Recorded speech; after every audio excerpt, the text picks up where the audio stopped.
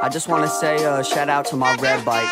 It got stolen about a year ago, and I think about you every day. But, you know, now I got a blue bike, and it's not the same, but it's a new life, a new journey. So, rest in pedals, red bike, I love you. I like to bask in the tropics with a flask in my pocket. If you acting no frolic, I'll start laughing and mocking like a charismatic parrot that is a comic. Now I'm feeling like the shit, cause I'm rapping with phonics. Loose off of Jen Ricky's, perusing Sin City, riding my Schwinn smooth like the swing of Ken Griffey, and the felt of the velvet. I said hell with a helmet. I can tell that you're jealous of the smell of the shellfish. Don't tell me I need a haircut. You can't walk a mile in my shoes cause I'm barefoot. Bob's taking the toke, God's making the joke. With a Mickey Mantle rookie card close pinned to my spoke. I'm partying with the dead like Dia de los Muertos. People look at me funny cause I'm a scarecrow, but I don't care, bro, I'm snacking on apricots. I need my space like an astronaut. I'm in the sun chasing rum with the juice of a plum. In a singing mood and drinking booze like a palm. Someone stole my red bike, someone bought a blue one. I was sad, but fuck it, I got a new one. Chasing rum with the juice of a plum. In a singing mood and drinking booze like a palm. Someone stole my red bike, someone bought a blue one. I was sad, but fuck it, I got a new one. I wanna live in Bolivia, be oblivious. I'm sick of always having to deal with these idiots. The ignorance is ubiquitous and it's hideous. When I get lucky, that's when I'm the wittiest. When people don't leave me alone, that's the shittiest. When people leave their phone at home, that's the prettiest. Going on a hike shouldn't be considered hippie shit. It's okay to spend some days away from your affiliates. Mother Nature's where I'm planting my seed. Do a dance in the breeze on the branch of a tree. I reside in my mind, that's the land of the free. I got the world in my palm, you should hand it to me. I can't copy and steal cause I got art etiquette. Sometimes I think that everyone's my arch nemesis. I've come to the conclusion my bike is my best friend. My worst enemies tend to be dead ends. In the sun chasing rum with the juice of a plum. In a singing mood and drinking booze like a palm. Someone stole my red bike, someone bought a blue one. I was sad, but fuck it, I got a new one. Chasing rum with the juice of a plum. In a singing mood and drinking booze like a palm. Someone stole my red bike, someone bought a blue one. I was sad, but fuck it, I got a new one. I got a new thing, yeah. I hope that it's alright with you. With you, with you. I told my girl I got a new thing, yeah.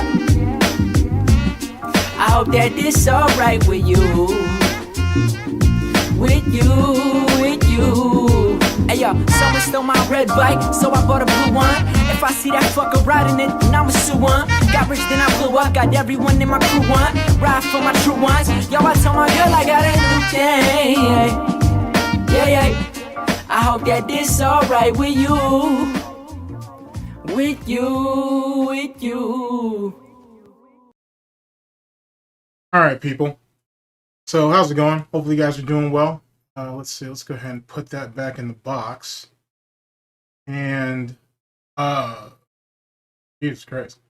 A lot of nonsense that happened in the last 24 hours, to be honest. I'm just coming off of Raw Phil's stream, and I didn't even catch all of it, dude. I caught the end where he basically tried to beg MetteKer to come up there and talk to him because MetteKer isn't moving fast enough, apparently. And DSP is actually trying to cut Kino Casino out of it, which I almost didn't catch. I almost didn't catch that because if you remember his exact wording, we can do it on your platform, meaning MetteKer. We can do it on my platform, or we can go on a neutral platform. He's literally trying to cut Kino Casino out so he can have the interview for himself, which makes sense because he already made it sound like he's gonna come up there, he's gonna criticize me, he's gonna shit on me, and I deserve it, which is what he wants because he realizes that he fucked up royally on that Craig nonsense. And so now he's got to eat that shit. So that shit is fucking hilarious. First things first, let's go ahead and move some of this over. I'm not sure how long the stream is going to be because you already know how that go. But let's talk about it. All right, let's talk about it. So first things first, Snortbucks Coffee Company, the best beverage company and whatnot. So let's go ahead and get some Snortbucks in the chat. Actually, I don't even want to do it like that. And then I will give you some small notes from the actual Craig interview which, to be honest with you, it kind of went out the way I said it was going to go out anyway. So I had already basically told you how that was going to play. I will say there was a minute, though, that I was scared for Craig. I was scared for him. Because for a minute there, I thought this shit was going to turn into Friday, and fucking Goutbo had his ass on the hood of that car, had him choked out and whatnot. Go to sleep. Go to sleep. Snort. Go to sleep. Yeah. And I was getting scared for him. I was getting scared for Craig for a minute and shit. And you know what I'm saying? I was kind of jumping back and forth between Dad and fucking Smokey and say, shoot his ass. Someone shoot him. And whatnot. Because it was starting, I don't know, Craig was looking shaky there for a minute. And then he apologized for checking emails, which I wouldn't apologize for shit. All that bullshit. But Craig came through. I'll give Craig that. He came through. It was DSP tried to pull a bitch move at the end. Failed miserably, but what do you expect from the King of Gout? And he fucked up. Like, his whole reasoning was stupid. Like, the greatest thing that came out of that shit was when he said, it doesn't matter if the answer was honest. You got an answer, bitch. That's essentially the best thing that came out of that whole situation between Craig and DSP. The fact that DSP had the gall to say that. He had the gall to say it doesn't need to be an honest answer. It just needs to be an answer. Normal people. What man do you know who conducts himself like that? What normal person conducts himself like that? And this is someone that people say has pride. Lied for 5 straight hours, right? Admits to lying so he can go ahead and make himself, so he could basically look vulnerable in front of Craig. Tried to get Craig to apologize for all the money he made off the detractor dollar the day after the interview and then everything that happened afterwards. Came up with this absolutely mentally fucking ill feud in his own head that him and Craig had going on for the last 18 months, which didn't exist. It was pathetic. It was poorly planned. It was poorly organized, just like the bullshit that happened when he admitted to everything the night before. It was sad.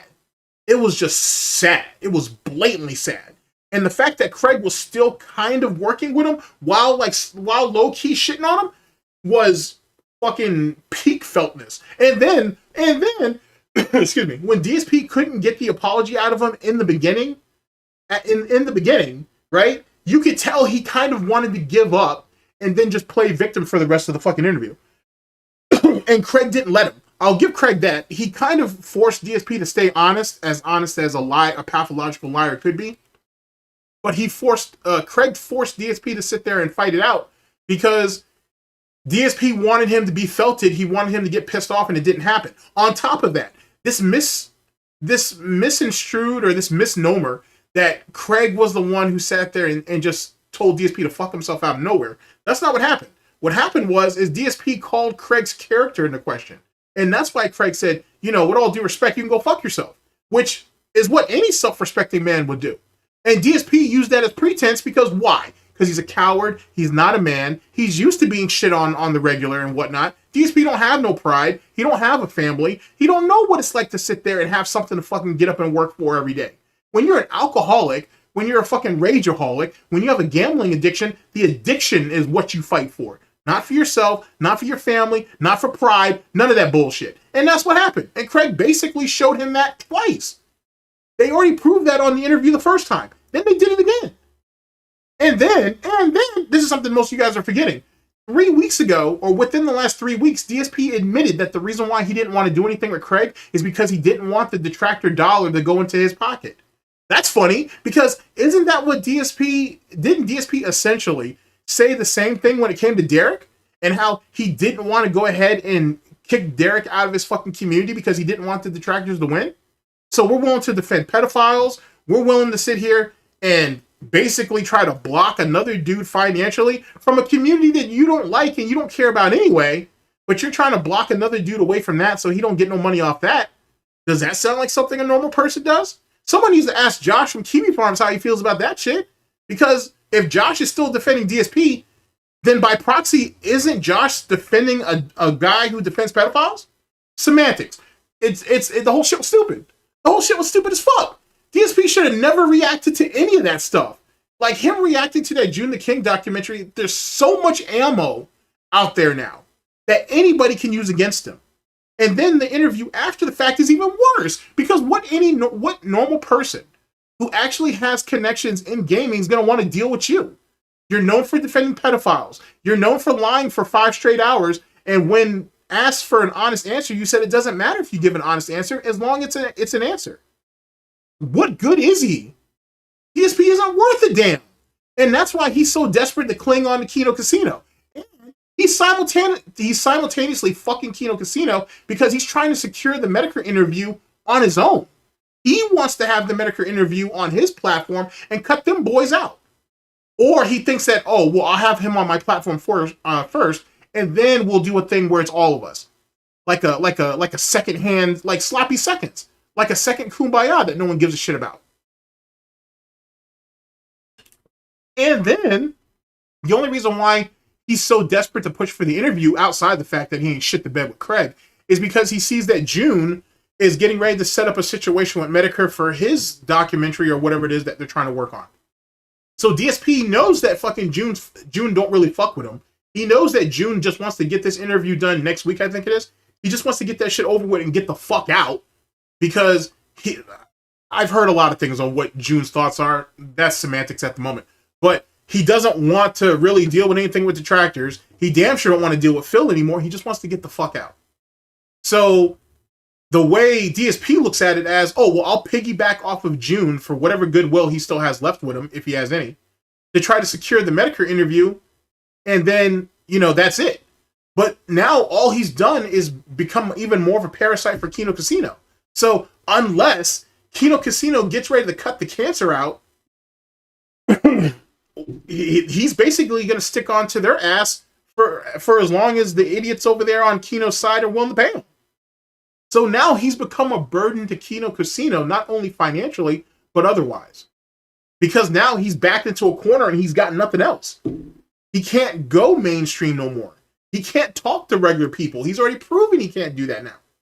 If you fucked up that bad with Medicare, with Craig, how are you going to have a conversation with fucking, how are you going to have a conversation with Max?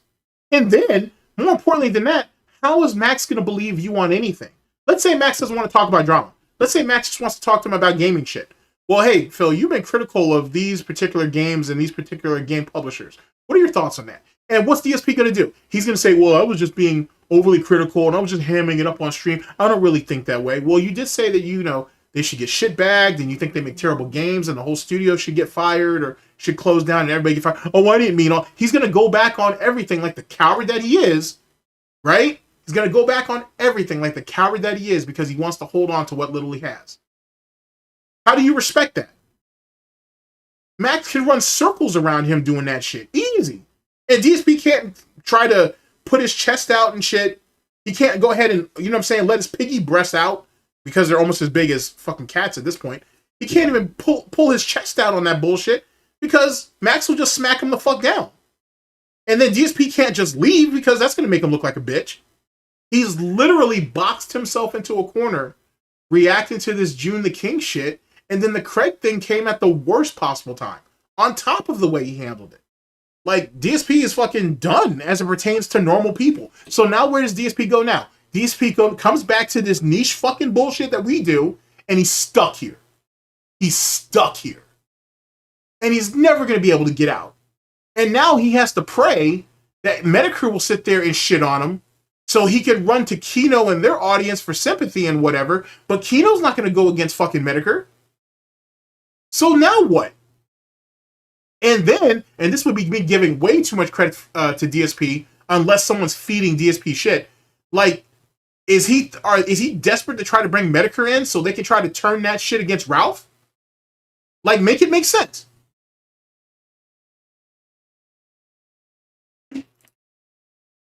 The whole fucking situation sounds crazy. It'll be entertaining, though. There's a lot of great content that's going to come out of it, but the whole shit sounds stupid as fuck. So, I don't know. The shit sounds lame as hell. He handled the situation yesterday poorly. He's handled his whole reaction shit poorly because he basically admitted to lying throughout the whole damn thing, or he keeps getting felted. Who knows how the June the King shit's going to happen? Shit's dumb, and he's running out of options. And then, And then let's talk about that autism fest that happened after the Craig interview with that fucking Xbox controller. Pure autism. Hey guys, I understand that a lot of stuff happened right now. Look at this pretty controller. Look at this pretty color. Look at all the silly shit that I can do with it. Just like he did with those lights on his computer and shit. You remember how enamored he was with that? Or how enamored he was with the fucking lights on his controller? You know, it's the autism, you know, it's his autistic self coming out. Same shit that he's trying to do with that controller. He did it today. He did it today. He had the whole thing, oh, a fan sent me this, and look at what I can do with it. Pure autism. Pure autistic fuckery. Just to go ahead and get their minds off the bullshit to try to get them acclimated back to gaming again. That's all it was. Smoke and mirrors. Smoke and phantom snorts. And it may have worked. It may have actually worked. That shit was crazy. That shit was crazy. And the whole time I'm sitting here looking at this and being like, damn, if I had autism, or if I was autistic, this might actually work. That shit was silly as hell. That shit was stupid as fuck. Absolutely fucking stupid. Dumb as hell. That guy's got nothing. You want to know what happened over the last 24 hours? He sat there and he looked at all the feedback that he got off that Craig shit, and he's scared. And then, here's the real shit. Since DSP wants to get felted at the amount of money that Duty makes, and about the amount of support that Super Crazy is getting with his upcoming case, he saw all the money that fucking Craig made, because I think that stream's still up. I know I downloaded it, so it is what it is. But he saw all the money that came in through that, and he's like, holy shit, people do really hate me. Nothing's really changed at all. I may have brought in a whole new group of people to go ahead and give me money and shit to try to felt the detractors and try to felt fucking Review Tech USA, but nothing's really changed, and it's setting in. It's setting in.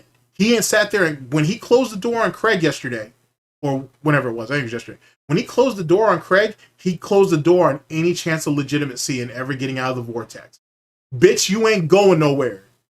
You're going to sit your ass right there in the middle of the bucket, right there in the middle of the fucking vortex, and you're just going to deal. Not a goddamn thing has changed. The Kino Casino dollar is going to eventually dry up. They're going to eventually move on to other shit, right? Medicare can't save you, and he's not meant to do so. Josh is only going to sit there and try to defend you as long as he did. I saw what happened on Josh's last stream when he sat there and took that poll, and that poll didn't come up on his way and shit, and he sounded kind of felted. He sounded a little bit shaky. I've never heard Josh sound shaky before. He sounded kind of shaky when people weren't agreeing with him. It makes you wonder what really was going on in that fucking Kiwi Farms thread and whatnot. Now that I think about it, but semantics. So that shit with Josh ain't gonna work. And then Mutahar don't want to touch you. Heh. So there's where are you gonna go? Where are you gonna go? And in a few weeks, in a few months, whatever it is, he's gonna be right back to the same shit. Duty's gonna get monetized, and Duty's gonna go back to making his 12 videos a day or whatever the fuck. Super Crazy is gonna still keep gathering his money as long as people are willing to give it to him for the case and shit. And then everybody else is gonna keep making content, eating off your ass. Done. Done. Speaking of which, let's follow up on, people getting felted and demonetized on that bullshit. So, for some of you who are following Girl World, you guys may have heard that Garlic Bread, and it sat there and got into some demonetization shit, but that was because of another fucking content creator in Girl World, because they're always eating each other anyway.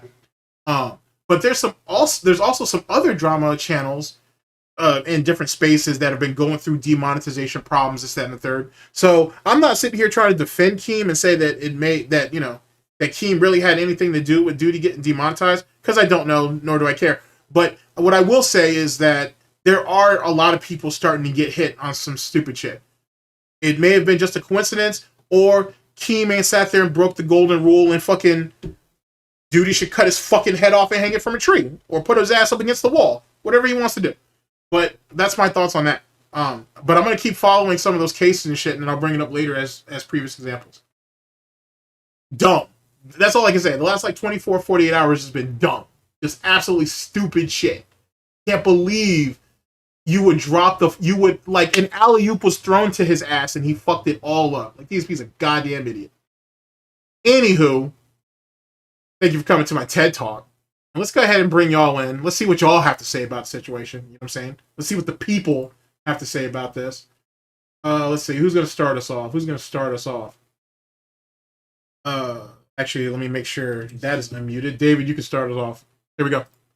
David says, Does the gym interview sound a whole like the Panda 6 so she needs to cook me dinner?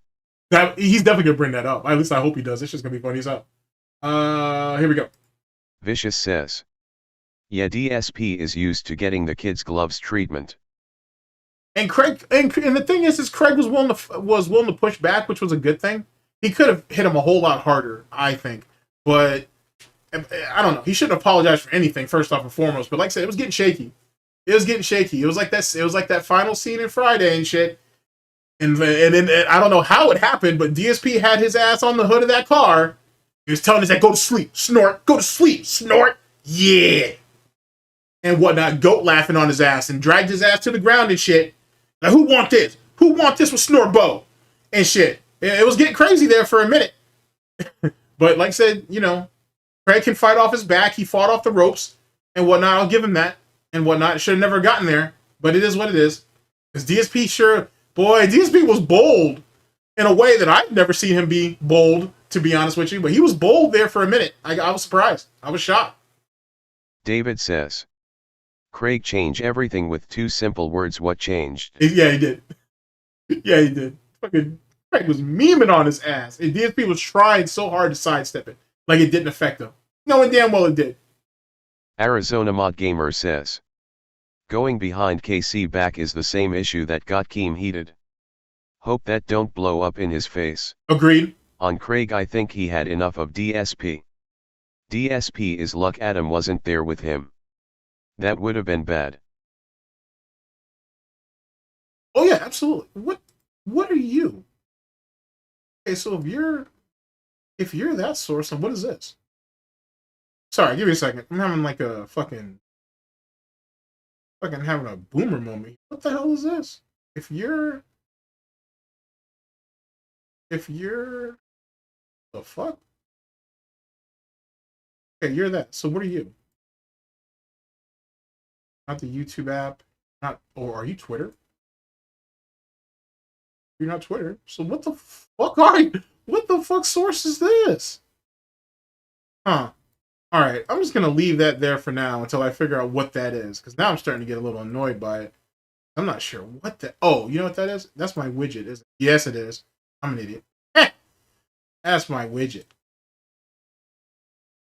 So it's weird saying that. Oh, it's weird saying that. Let's see here. Let's see here. Where do I put you? You go there until I figure out what the fuck I'm gonna do next. All right, here we go. Let's keep going. Zachbell05 says. When Craig cut off Phil with "At what point did I become irrelevant?" it was a good sign. LOL. It was. And that, and the fact that DSP was like, "Oh, if it wasn't for me going on your show, like, you wouldn't be relevant today." And he was like, no, like, you know what I'm saying? It definitely, you wouldn't be prominent today if it wasn't for me. And it was like, Craig was like, nah, that's not how that worked. I had 3,000 people on stream today. I mean, DSP's botted stream that had them both on there didn't have that and whatnot. He said your appearance helped, but we damn sure don't owe the whole show to you, which was kind of funny, to be honest. And like I said, I'm glad Craig stood on business for that. Don't let DSP sit there and think that shit. But yet again, it was fucking crazy DSP thinking this one-sided beef was going on for the last 18 months. That was the really, like, crazy autistic shit that I think went over people's heads. That DSP had been obsessing over him and Craig having an active beef for 18 months. That's wild. That is wild that you would have an imaginary beef with someone that long. Jesus Christ. That's not mental illness. I don't know what it is. Jesse Green 619 says. There no need to say sorry not checking email. Yeah, the email thing was stupid too, but DSP was grasping at straws. Let's be honest. DSP wasn't going to send him nothing. It was just like what we talked about last time. What was DSP going to do? Send him the screenshots or send him the credentials for a second account that wasn't aged properly?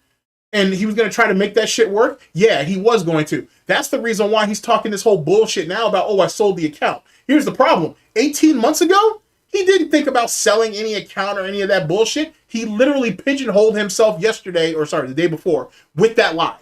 When him saying, I sold the account, he literally pigeonholed himself. That makes no goddamn sense. And then he fucked himself even further.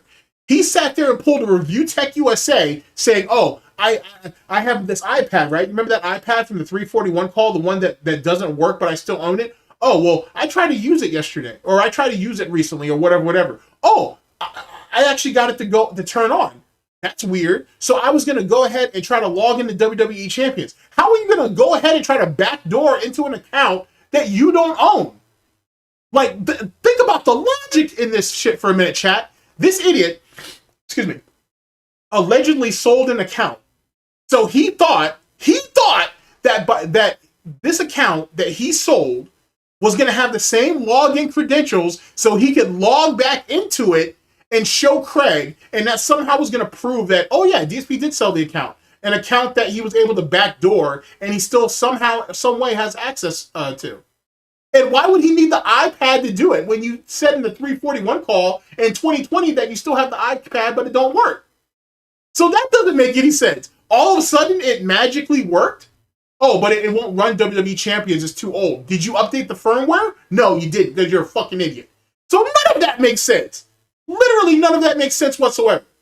So this idiot did what Review Tech USA did. Instead of Review Tech just coming out and admitting, yeah, I'm a fucking dent, and I sat there and tried to backdoor, I sent DSP a compromised computer so I could backdoor his information to see what he's really doing and trying to troll him.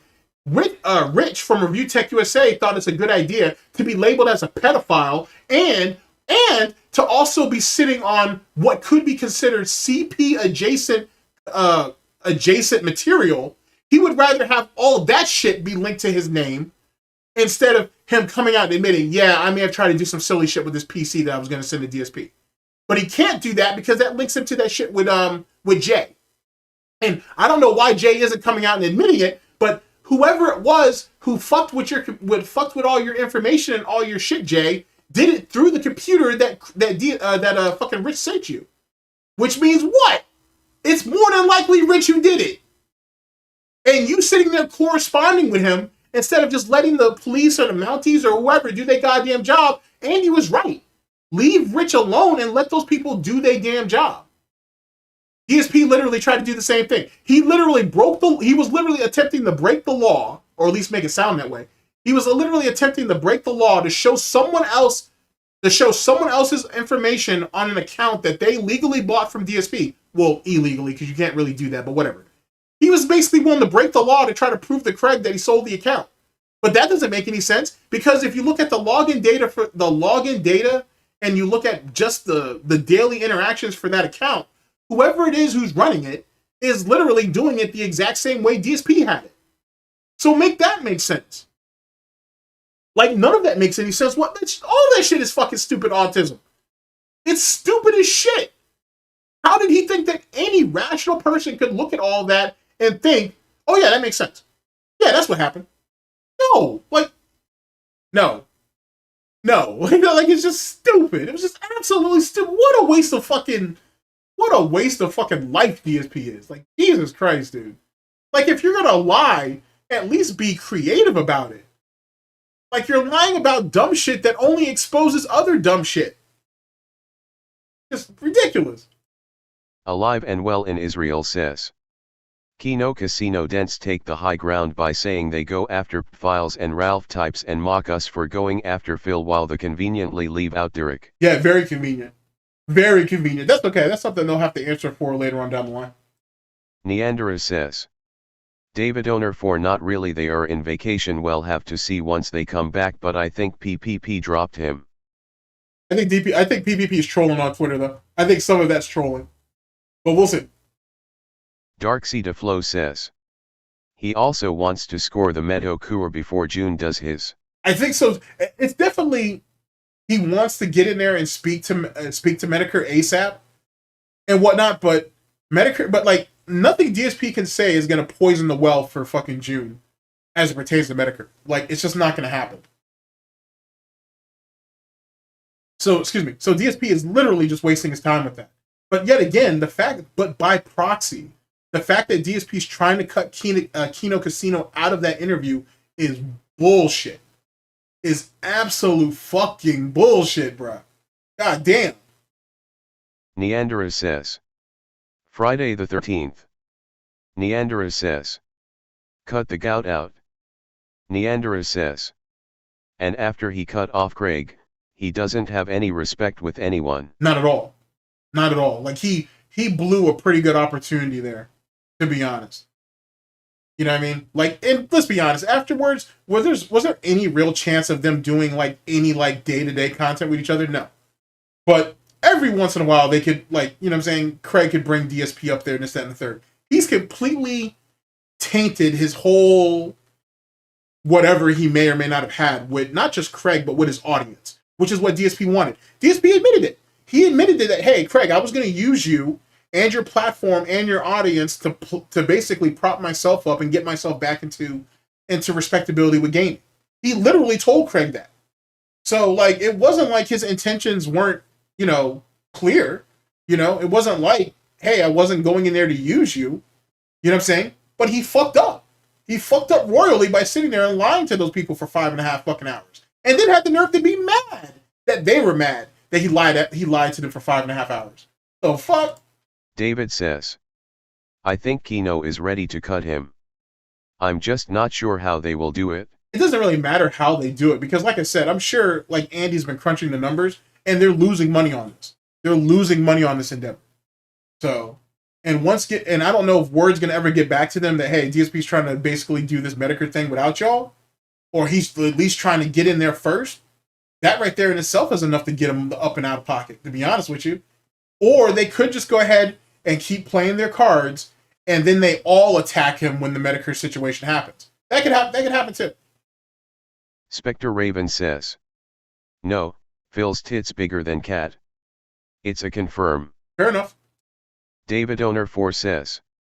As entertaining as Philbert doing interviews is, it is far more entertaining when Phil doesn't get an interview or the response he really wants. Well, actually, I'm glad you brought that up because towards the end of the of the fucking daily therapy session, DSP admitted that one of the people he really wants to talk to is Wings, and Wings isn't talking. Well, what benefit does Wings have to talk to you? Like, you know what I'm saying? Like, it's literally like a net loss all the way around. It doesn't benefit either one of you, to be honest. So I'm not surprised that Wings isn't going to do that. And DSP up there saying, he said something along the lines that we could sit up there and talk about our trolls and exchange war stories like two war veterans. And I was like, neither one of y'all bitches has seen battle yet. So what the fuck? Like, the game's just starting. You know what I'm saying? We're only you guys have only dealt with the infancy of this shit. This shit ain't over. You know what I'm saying? This shit ain't over by a goddamn long shot. Like, you guys talk about war veterans. I haven't even seen either one of you, like show me a scar or two. You guys haven't even really bled yet. We're just getting started. Polish Debo says. Phil really felt protected from the Kino group and really put himself out there and exposed himself again. Yeah, he did. Like, all that bullshit he's been trying to do for the last 3 or 4 years about the whole positivity and this, that, and the third, done, pissed away. And then it reinforces, like, he was crying the other day about how, we actually went over it on stream. He was crying about how the FGC won't let him in. He just showed a bunch of reasons why he shouldn't. And then what makes it even more ironic is it was either that day, the day that I did the stream, or the day afterwards, he ends up running into that young buck, excuse me, on Street Fighter 6, and what happened? The dude used him as a stepping stone. So in a couple of Street Fighter Discords, everybody's laughing that shit up. It's really funny, and everybody's talking about it, and that shit goes right into the pile with the situation with Snake Eyes, the same thing with Nephew, the same thing with Chris G. It goes into that pile now with that. So now, not that I want to ruin anything, but now it sounds like some of these young bucks out there, you know what I'm saying, who are trying to build themselves up on stream, trying to build a presence, now dudes are going to start headhunting DSP. And because DSP is so desperate, he needs to basically go ahead and get into some of these matches with these guys. And these guys are going to steamroll him for free. And they're going to build a name off his ass, and DSP is just going to be that fucking old man dent, you know what I'm saying, who think he's special and think he has something to contribute, and you don't. You're a stepping stone, as you were always meant to be. I don't know why you're fighting it, Phil. You never were anything about anything. You were a stepping stone. You were barely gatekeeping, but you were a stepping stone. You know what I'm saying? You're not a barrier. You're barely a deterrent. You know what I'm saying? And these young boys are going to eat off you. If they can bring in a bunch of fucking subs on Twitch, or a bunch of memberships, or whatever, a bunch of super chats, and some money for a couple of days off the detractor dollar, that's exactly what they're going to do. And they're going to take all that and they're going to eat. And they're going to eat well. And that's what, and you've been reduced to what I always said you were going to be. You're a walking ATM. Now you're a digital ATM.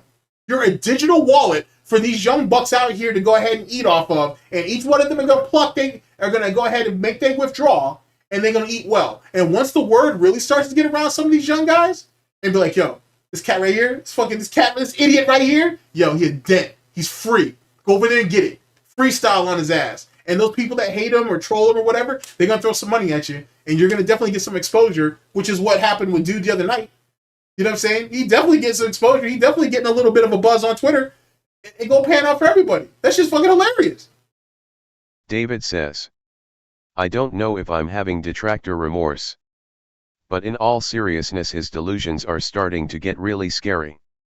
I'm not sure how he's gonna handle the fall. It doesn't matter how he handles the fall as long as he falls, to be honest with you. Just sit back and laugh, man. Don't have no sympathy for that shit. Don't fall into this troll remorse nonsense and shit. DSP was never worthy of anybody's sympathy, remorse, fucking pity, none of that shit. He got what he got. He wanted this. He wanted to walk around like Billy Badass and thought he couldn't get hit. He wanted to run around, go ahead and throw people's names on the street and shit and think no one was going to call him out. And he got it. That's the reason why he's mad now. He was actually mad about that, not yesterday, but the day before. Saying, oh, I say something. Actually, he was yelling about it. He was crying about it today. Oh, I said something and it was in bad taste maybe, but the detractors blew it up and made it worse. If your dumbass didn't say it, then the detractors wouldn't have nothing to fucking blow up. You did it yourself. You are the problem. You are the major factor in this equation. The moment his dumbass learns that, the better off he'll be. But he don't want to learn. He wants to run around, he wants to do what he wants, and he wants to do it without any repercussions. I'm sorry. The last time I heard, last time I heard that you run around and you knock on doors long enough, someone's going to answer you. And that's what his problem is. It's always been his problem. There's always going to be someone out there to call your ass out. He does it to other people too. He running around here saying, oh, that shit with Max. I never really criticized Max like that. I might have been a little bit critical of Max, but I never shitted on him or anything like that. It was these people blowing it up and making it seem like I was doing something that I wasn't. You're a coward. You're a coward. Be a man and tell Max, yeah, I don't like the way you conduct business. I think you're a sellout. I think you're a shill. He's not going to do that because he ain't man enough for it. He ain't man enough to do that shit. Because that's how business is actually done. In his little bubble, he can sit there and say whatever the fuck he want to say. But out there in the real world, that's how shit gets done. In his little safety net, he can say whatever the fuck he wants. He can sound as autistic and as dented as he wants in his little bubble. But out there in the real world, he knows he can't conduct himself like that. Not without getting hit. Not without getting mocked. Not without getting laughed at. You see how fragile his fucking ego is? Fuck him. Ain't no fucking, I mean, take this shit, truth be told, take that shit to another streamer, dog. Take it to another detractor. We don't have no mercy for that motherfucker around here, dog. It's not going to be tolerated. Like I said, there is plenty of reasons to not give DSP any sympathy or remorse or anything, but the moment that he decided to not renounce or get rid of fucking Derek on that pedophile shit, but he had no problems with giving fucking Brightside Viking, I can't even believe I'm fucking standing on business for Brightside Viking, but he was willing to go ahead and fucking give Brightside Viking the fucking blood eagle treatment over some silly well, it wasn't silly. Like, he's definitely going to war with Kiwi Farms wasn't a good idea. But we're going to defend pedophiles? We're literally going to defend pedophiles, but the guy who was your number one gunner for years, you want to get rid of him lickety split? Nah, fuck all that. Fuck all that. You're going to lie to these people who gave you a legitimate opportunity for 5 straight hours and then have the nerve to turn around and get mad and say, why'd you guys make fun of me because I lied to you for 5 straight hours? Like, stop. Stop. Hanger18 says, Gorlick Bread is Ryan Moody from the Madden community. Yeah, he is. He has that beef going on with, what's his face? Fucking A. Yo Mama or whatever. Which, he's a whole nother fucking weirdo story in itself. Jazanik 1525 says, thinking about following the 2K community. Sounds interesting. Dude, if you're taking recommendations, not that you have to take any from me, but if you are taking recommendations, All City is probably one of the first people I think you should check out. Actually, give me just a second. Let me see. Give me a moment. I could probably bring him up. Actually, let's drop that.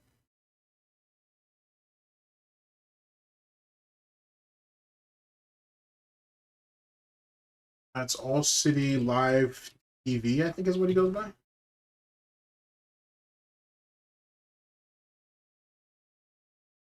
Yeah, here he is. Here, give me a second. Let me see if I can bring him up.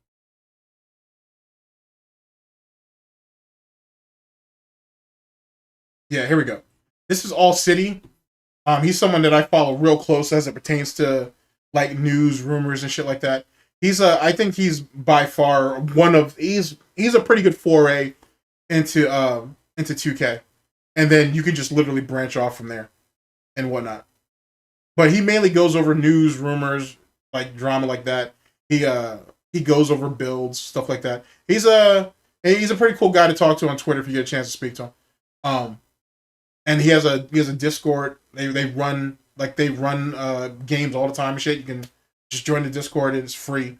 And you know what I'm saying? They got pickup games all the time and shit. It's pretty cool, to be honest. I think I saw when 2K25 dropped, I think I watched the stream early on where he talked about it. So yeah, but he's my first recommendation, to be honest with you. And then there's a bunch of other people I can recommend after that, but I think he's probably one of the first people I'd recommend to. Okay, let's see here. Let's continue. Vicious says, I happy with Craig's interview but other people's not. Null's was good too. Yeah, Null's was alright. I still think Null took the knee, but it was alright. I mean, don't get me wrong, he didn't... Like, at the end of the day, Null wasn't going to bend and drop DSP's thread, because if he did that, he had to do it for almost everybody else. But, Null's wasn't... I guess it wasn't terrible. Could have been better, though. Null knows better. He really do. So I don't know why he feels the need to try to defend DSP, but that's his prerogative, so he can have it. Vicious says, Craig did concede a lot just to try to resolve OT. He did. Dwight Race says, Craig was playing nice till DSP tried to whip his penne on the table. Mm-hmm. Ramza675 says, LMAO Craig said none of your fans reached out to us. And why would they? Why would any of DSP's fans defend him? The fact that no one reached out to Craig, but you had at least a few people who reached out to June, that should tell you something. Ice Yamamoto says, hello all. What's up, Ice? How's it going? Nowhere H says, only DSP can screw over DSP. He had one chance to be more become he is gouty grease gin fuel idiot. He is in a deeper hole than before. He really is. And I think he's starting to realize it. He's starting to realize, holy shit, I'm worse off now than I was before Kino stepped in, basically. Aura Master DX says, Phil thinking he's still in the FGC. He's the furthest thing from it, and he knows it, and he hates it. And he hates it. And that's the thing. This goes back to what I was saying earlier about him being nothing more than a fucking stepping stone for some of these young guys coming up. DSP is willing to let himself be humiliated if he thinks it'll endear him to that community. And that's not how it's going to work. You know what I'm saying? People will step on him, they'll make their coin, they'll build their rep, and they'll do away with him. Just like any other detractor, troll, hater, critic will. So, it is what it is. Everybody going to eat. That's the point. And DSP thinks he's going to get some kind of clout by facing some of these young lions coming out the bullpen and shit, or some of these bulls coming out of the bullpen. And it's not going to happen, because he really can't contend with none of them. So his 20 years of fucking experience, or whatever it is, or whatever bullshit it is that he keeps trying to brag about, means not a goddamn thing. It really don't. And I've been trying to tell y'all, and I'm going to keep trying to tell y'all, all that experience he tells you about doesn't mean jack shit in practice. At all. It doesn't mean nothing. Nothing. That's why he keeps getting beat down the way he keeps getting beat down. Alive and well in Israel says, mask so far off even normies will see it. Mm-hmm. Ramza675 says, he sold the account and somehow it has the same win ratio. Isn't that a coincidence? Isn't that Shawn Michaels? Oathkeeperoxes99 says, Phil is mentally terminally online, having these feuds with developers, people, companies, and businesses. Most don't know or care about him. Yep, and it's starting to set in, and he don't like it, but what are you gonna do? Sheer King says, flawless logic LMAO. Aura Master DX says, I'm in the Matrix dude. David says, I'm wondering if he brought a new account to show Craig as proof. Which means we don't know how many accounts he has now. He's possibly sitting on 3. I think he's sitting on 3. I think he's sitting on the main account, which is They Call Me DSP, Down from Raptors, and all the other bullshit and whatnot. He has that secondary account that he was trying to pass off to Craig, and it didn't work. And he's probably still trying to use it for a gotcha moment. He just haven't figured it out yet. And then he has the shit he's using on stream. Mob Mama says, DSP did not sell that account for a whole host of reasons. TBS showed DSP holding up old iPhone 3 times during 2023, after the interview on SS, that Phil now claims he sold the account before SS. Oh no, I agree. DSP's timeline's all fucked up. Mob Mama says, more lies. See? Alive and well in Israel says, RTU has Jay's nudes. Mob Mama says, he only got the new Android phone because WWEC was no longer supporting / gonna be playable on those old phones. That's hilarious. Which only goes back and reinforces the shit with fucking the iPad. So why the fuck did you even, well, why did he even bring that shit up then? Like, he just further exposed himself. Oh my god. Shit writes itself. You gotta admit, this season's writers, they're on point. It's been definitely pretty funny. David says, during the Down from the Rafters reveal he claimed it was all personal spending. I know it's nothing but another clip that doesn't match up to the bankruptcy. Agreed. Nowhere H says, only DSP can screw over DSP. Oh yeah, absolutely. Oh, absolutely. Ramza 675 says, the whole reason his lies fall apart is the bank leaks caught him off guard and he didn't plan that well for it. I didn't. David Cruz says, hey GTG, did you see DSP make a complete ass of himself when interview Craig? Dude looked like literal mouth drooler all while having his shit eating grin. Yeah, I did. I saw his coping and shit. I saw that shit. That shit was fucking lame. That shit was so lame. But he looked so fucking felted and defeated when he saw that Craig was making all that money after the fucking interview and then going into his little fucking controller unveiling or whatever. He looked so sad. And you could tell he only did that controller thing to fucking keep the dents in line and shit and keep them distracted. Pretty pathetic. Well, Swade says, DSP thinking that interview was a W is the biggest L I've ever seen. And just another number in line. Mob Mama says, Meadow Coor will eviscerated Phil, and have a good time doing it, all for the laughs. And that's another thing too, like, DSP saying, oh, everybody's like clamoring at the bit, everybody's like desperately wanting to see them like have this conversation, this interview or whatever. And that's not even true. Everybody knows that Medicare moves when Medicare wants to move. And to be honest, I would prefer Medicare do whatever Medicare is going to do next when he's ready and he's up for it. Not at some forced, desperate in fucking exchange that DSP is trying to pedal off and shit. Because yet again, he's just pig whistling. He's doing all this shit to try to get his fans or whoever else, mainly the Kino Casino fan base, to try to rush Medicare and be like, hey Medicare, you have to do this, you have to do. And none of them are going to do that because most of those people are real Medicare fans. They know that Medicare's sick. They know that no one's going to make Medicare do anything he don't want to do. Right? And it'll always be better when Medicare's ready to do it.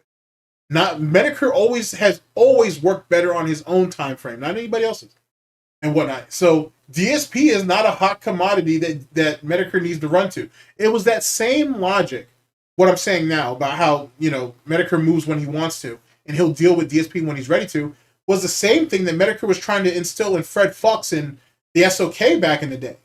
He was trying to tell them, hey, have you guys thought about branching off and doing other shit? DSP's not going anywhere. He's always going to be there. He's always going to be a failure. He's always going to be a loser. There'll always be something to laugh at him for.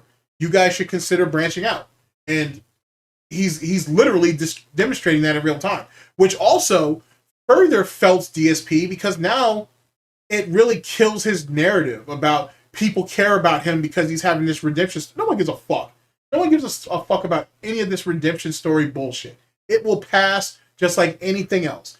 Detractors, quote unquote, or detractors or whatever the fuck, getting felted and being mad, that shit will pass like it always does. It doesn't mean anything at all. It's all content farming, and that's all people should be doing. There's nothing to get upset about. Messetsu Dragon says, Hey all. How's it going? Ice Yamamoto says. I said that on stream yesterday lol. He goes. David Cruz says. DSP setting up so many rake right now. He really is. Kaisek 149 says. He was mad about the 600 and something odd dollars they made. That's funny. Oh yeah, and then Craig said that he would donate that shit to a charity, and you can see DSP didn't know any charities at all. So he had to get into a struggle session about, oh, I don't want your money, or I don't want this, I don't want that. And Craig hit him again. Name a charity, and I will donate it in your name. And DSP couldn't name not a lick. Couldn't do a goddamn thing. That shit is I think another thing that people are letting slide, and they shouldn't. When presented with an opportunity to do something for somebody else, and a legitimate good cause, he can't do a damn thing. Actually, that was something Josh pointed out on his stream too, that DSP has never legitimatately done anything for anybody else, which is true. And that charity thing that Craig presented to him only proves it, or at least reinforces it. Both Keeperoxes 99 says. I just want Felted to end. I do notices he's always taking traits from others. Felted just is cringe, man. Yeah, because because DSP is not a person. He's an NPC. He's a bot. You know what I'm saying? If you look at him real close, or especially over the years, he's taken from Panda. He's taken from John. He's taken from Howard. He takes from everybody because he's not a real person. How do you feel sorry for something that doesn't exist? That's why I don't treat DSP like a person, because he's not one. The dude has no personality at all. The only thing that's legitimate about DSP, or even honest, if you can even say that, is his rage. That's the only thing that's legitimately honest about DSP. There's nothing, everything else about him is a facade. He's a fake. He's a poser. He's a fraud. And he knows it. Deep down in his piggy heart and his useless soul, he knows that he's not worth a goddamn thing. His life isn't worth the fucking ink that's on his fucking birth certificate, and he knows it. He knows that his parents look at him as a mistake, and that's why they have to keep on his ass. Matter of fact, when you look at the June the King documentary where they get to the autism part of it, you see DSP is getting felted. You can see that shit touch the nerve, and it makes me think, and I've thought this for a little while now, it makes me think he's been diagnosed with something, and he knows it. And that's the reason why his parents fucking helicoptered around his ass for all those years. Don't mind the pun. But that might be the reason why his mother was on his ass the way he was, or she was. And that's the reason why his father took as much time and interest into his education the way he did, and then later on in his employment. There's something wrong with him. And I don't know if they've tried to keep that from DSP and he didn't find that out till much later on, or what. But he clearly has issues. He clearly has issues mentally. And he tries so hard to run around and be like a Billy Badass to try to distract people from noticing it. And I have to give me some more time to flesh that theory out, but I'm pretty confident because of how he reacted on that June the King shit, it proves it. And then, yet again, I've already said this, but it goes back to his fans themselves. How they said, you know, hey, I think he has autism. I think he has this. I think he has that. It's one of the things that has attracted me to him. It makes a lot of sense when you think about it. It really does. And I'm not saying that applies to everybody, but I can see how it applies to him. Mob Mama says. Someone should drop a Twitter post and let Kino know about Phil's trying to undercut about the proposed Meto Kura appearance. They're on vacation, but still following stuff. I agree. Someone should do that. Someone should drop a dime on him. Messetsu Dragon says.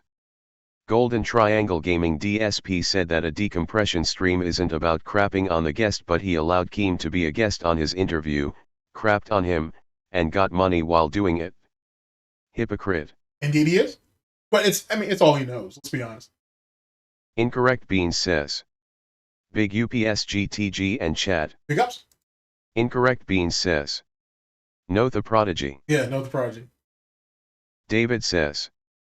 I'm waiting for Keem's next move towards DSP, and since Phil doesn't understand politics, he doesn't know he's already in Keem's bag. He really don't. And see, that's another thing too, because he pointed that out I think he pulled it out either in his decompression, or he did it during the Craig interview, where he said, oh, well, you don't understand how the game is played. And that right there told me everything I needed to know about what's going on with Kino, what's going on with Keem, what happened with Josh, all that bullshit.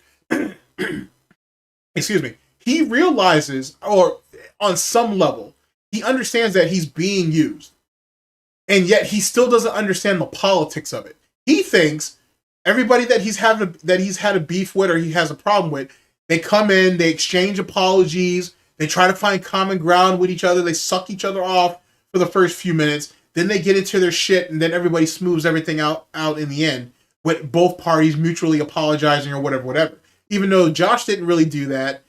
I don't know if Keem really did it, because I kind of only bounced back and forth in their little fucking thing. And Kino never really did that. But that's clearly what DSP was expecting from Craig. So he thought Craig was going to be sweet. He thought Craig was the weak link and shit, and he was going to be soft, and he was going to play with him any way he wanted. He thought it was going to be Hallmark cards and bubblegum, which it kind of was, but it kind of wasn't. And DSP's been felting about it ever since. You could tell it really bothers him that Craig didn't basically take the knee to him. At least not completely. Joelbug says, he'll keep being a bully. That's it? Yeah, he's not a good bully, but, yeah, something along those lines. Sheet Metal 02 says, Phil's made his own bed. Indeed, and he's shitting in it too. And he's still walloping in it. Incorrect Beans says, A to the men, DSP ain't deserve no sympathy. Not at all. He's not worthy of it. I'm telling you, I promise you, he's not worthy of it.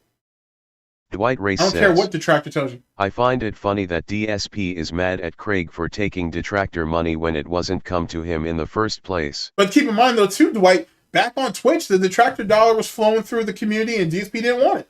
So of course someone else was going to capitalize off of it. And that's really what it comes down to too. DSP wants to eat off everybody, wants to eat from the fucking table first. Legitimately, he wants to eat from the table first. And truth be told, he only wants to divvy out what he's comfortable with divvying out. And not everybody's going to play nice with the shit. Aura Master DX says, he wanted to be the heel. But he's not a good heel though. He's a hateable and he has a punchable face, but that's not the qualities of a good heel. The qualities of it, well, at least the way I look at it, a good heel is someone who you hate, but yet you still cheer for him too. He or she is someone who you love to hate. You know what I'm saying? Like what's his name? MJF, for example, is is a good example of like a really good heel. I don't think he's as good of a heel as everybody tries to make him out to be, but he is a damn good heel within his system. That is AEW. He is very good in that system at being a heel. Flair was obviously a great heel. The Rock was a decent heel. He's funny.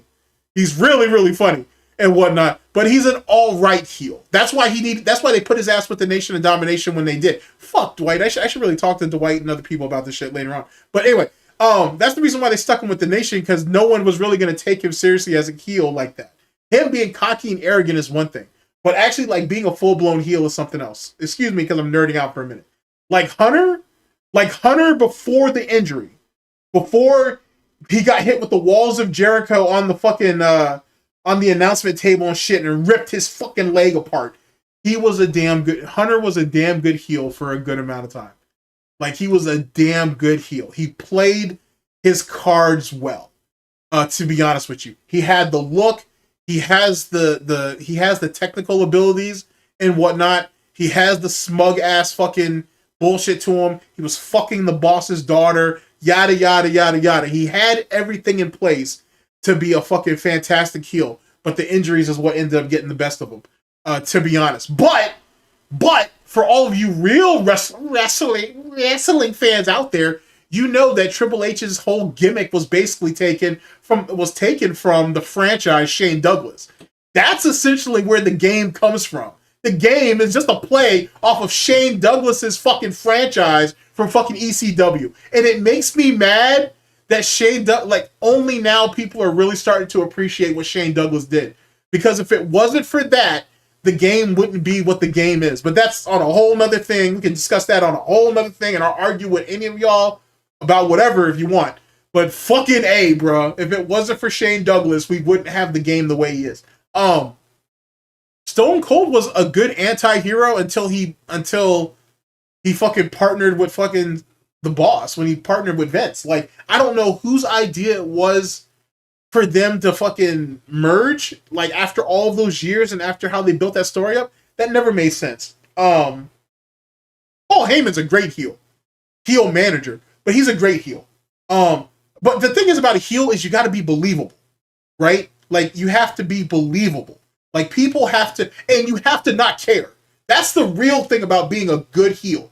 You can't care. You know what I'm saying? So, like, for example, if I fucking decide to pop out tomorrow and decide to just start shitting on detractors, I can't care about what people think. That's not why you're here. That's not why I expect you to be here. I expect you to be here to see what I say next and how I respond and how I throw my next promo out to whoever responds to me. You can't care. All emotions and shit have to be put out the window. And that's the reason why DSP is not a heel. He gives a fuck about what people think about him. He really, really, really does.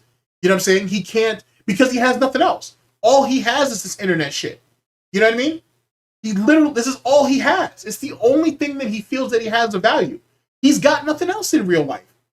You know what I'm saying? His cat, Jasper, is a prop. His wife is a prop. Speaking of which, speaking of props, how is it that DSP has that little fucking automated frame shit, and I haven't seen not one picture of Cat or him and Cat in that shit at all?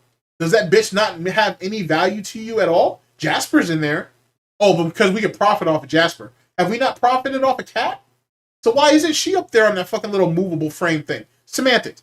But it's like that. There's certain qualities to being a good heel. Like, you know what I'm saying? And they just don't have it. Dude, fucking even Rob Van Dam, even though you really could have said he was an anti-hero in ECW. He was a good heel. He was a damn good heel. You know what I mean? Especially in that 15-month run with the television title. I'm sorry, let me stop this shit, because you guys ain't come here for this. But we can talk about that one day. I'll nerd out with you guys over some wrestling shit. For sure. But, like, Rob Van Dam's 15-month run was fan-fucking-tastic. Fantastic. That's all I'm saying. Like, give me that Rob Van Dam versus, like, anybody and stick him into Attitude Era and watch how that shit would have changed up. And then, one more thing and then we'll move back on. I have been theorizing on this project for a bit. And, okay, all I'm going to say is this. Two questions. How would Stone Cold Steve Austin's career have shaped out? And how would the Attitude Era have shaped up and continued if Owen Hart didn't injure Stone Cold Steve Austin? And that's all I'm going to say. I want you guys to really let that shit kind of float in your noodle for a little while. If Owen didn't injure Stone Cold Steve Austin to put him out for all those months and shit, and then he had to basically change his style up because of the injury, how would that have affected Stone Cold's career? And how would that have affected the Attitude Era? And that's all I have to say about that. And then, like I said, we'll reconvene later on. But I want you guys to really think about it. I want you to really think about that. Think about how the game could have really shaped up. Think about the moves that were made and shit. You know what I'm saying? Think about all of that. Think about if fucking Vince wasn't a fucking idiot when he did. And just if he had just raised the prices early on for the In Your House pay-per-views, and he would have been able to keep Brett. And just think about how all of that could have shaped up. Think about would Owen have still become the blue blazer and all that. Stop. Let me stop. I'm giving out all kinds of shit. Just think about that. Just really, really, really think about that and whatnot. And then we'll reconvene at a later time. Okay, let's continue. David, you're up. David says, "You're right, especially after today's stream, where if it's true he's trying to go around Kino just shows his character." Yes, I do. David Cruz says, "This season of the DSP anime started out boring but ended up being one the best season we've had in a while." Agreed. Incorrect Beans says, "That makes me sad for two reasons." I can understand. David Owner 4 says, "Blood for the Blood Gods was wild." It was. Incorrect Beans says, "Dude, I didn't think the Kino arc would deliver, but so far it's pretty." It's not that bad. It really isn't, dude. And if everybody just if everybody who's sitting at the table who's holding cards just lets the cards play out. You know what I'm saying? everybody's gonna get a massive fucking payoff at the end of this shit. David Cruz says, Whether you're monetized or not. so only glancing at Dodie thumbnail, did DSP really just message a dude that was dying to be on his show before he died? Yeah, probably. Fucking, let's not pretend like Duty doesn't have fucking space in DSP's head. I mean, shit, if he could have this imaginary beef with Craig for the last 18 months, of course Duty has. He may not have a high rise or anything, but you know what I'm saying? Everybody's got to start somewhere. You know what I'm saying? I'm sure he has like a nice cozy little condo on like the 3rd floor. You know what I mean? Of course Duty occupies some space in there. Incorrect Beans says, yeah, I'm thinking 3 accounts too. Yeah, like I said, I mean, well, we may never know for sure, but I'm pretty confident there's 3 accounts. David Owner 4 says, DSP didn't sell the account because he thinks it is worth every cent he sunk into it. In Filbert's mind, that account is worth tens of thousands of dollars. Shit, it's probably worth more than that given the amount of money he's sunk in it. Ramza 675 says, it's sad seeing a 42-year-old try to show off controller accessories he claim a fan sent him. We know he's been on Amazon for a month. Agreed. Auramaster DX says, Meadow Coor movin' like Pauly Cicero from Goodfellas. Yeah, actually, that's a great analogy. That's actually a great analogy. Oathkeeperox's 99 says, a reminder, the actual popular mobile game in 2024 is Monopoly Go, following 2 Hoyoverse games. That's funny. WWE Champions is like rank 60 and more. Wow, that's crazy. Nowhere H says, the fact DSP admit that he is down from the rafters is crazy. If his dent still supports him after this, then they all need to go bankruptcy, a circus of clowns. Auramaster DX says, couldn't even say Cars for Kids. No, he couldn't say anything. Like, DSP doesn't know any charities, I promise you. Incorrect Beans says, yeah, that charity thing was wild. It was. Spectre Raven says, he could HAV said UNICEF. Incorrect Beans says, Phil was positively pissed off at the idea of Craig giving dollars to charity. Oh yeah, just like how fucking Rich was pissed off that he might have been boxed into a corner where he would have to give money up to charity. Like, I don't know if it's in the water out there in Bridgeport or what, but scumbags are just, at least around that era, they all hate charity, but they love using it when they can.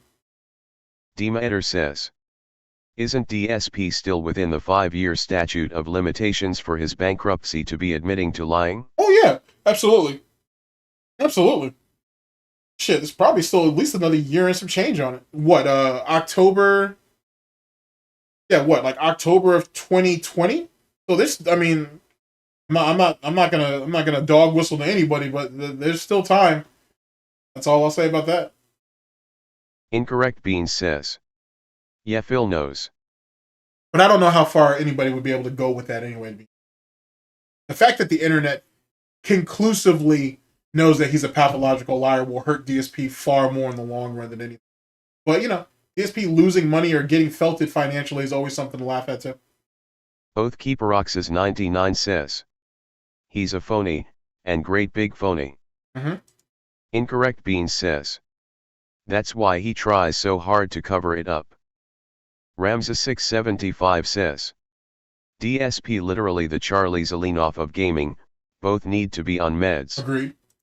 Incorrect Beans says, I think Linda has something wrong with her. I wouldn't be surprised. That shit probably runs in the bloodline. Artcraft Danny says, TBH all the words he uses to call others, I wouldn't be surprised if one of them used to talk like that to him. 'Cause he does it a lot. Agreed. Agreed. I think a lot of DSP's vocabulary is based around things that were said to him in a backhanded sort of way. And it's just something that he picked up with as he's gone along.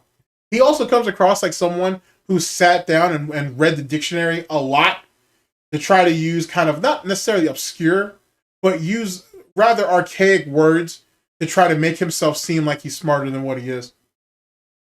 But I would say a lot of the insults he uses were stuff that were thrown at him. Polish Debo says, Phil's was always the king of hate before he ever put content on the internet and played Street Fighter. Failure incarnate. Agreed. Agree with that 100%.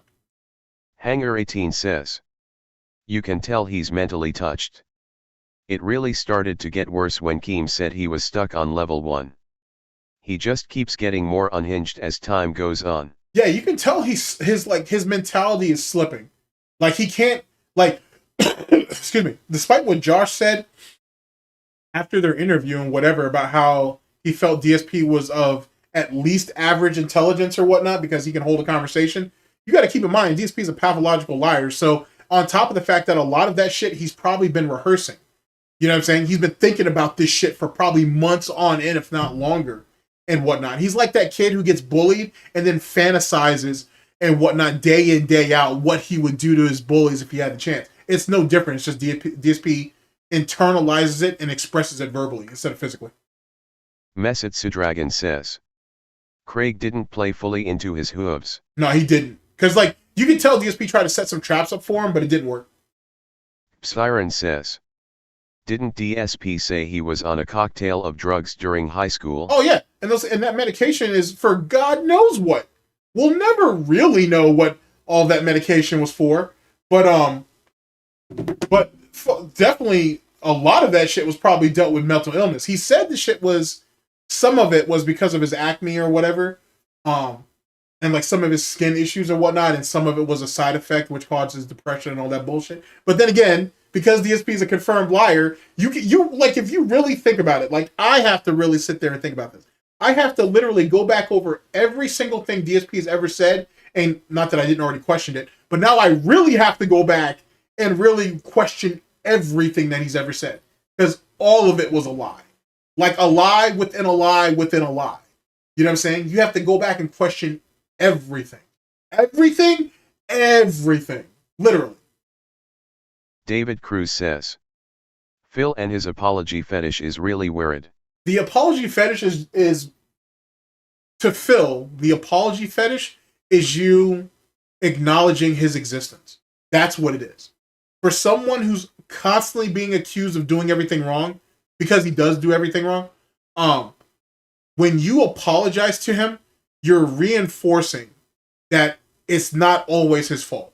He didn't do everything wrong, right? You're giving him some type of credit or some type of acknowledgement that he doesn't get in his day-to-day life, which just goes to show that the marriage between him and Kat's a sham. It shows that he does look at his audience just like we do. They're dense. They're fucking people to be manipulated and discarded.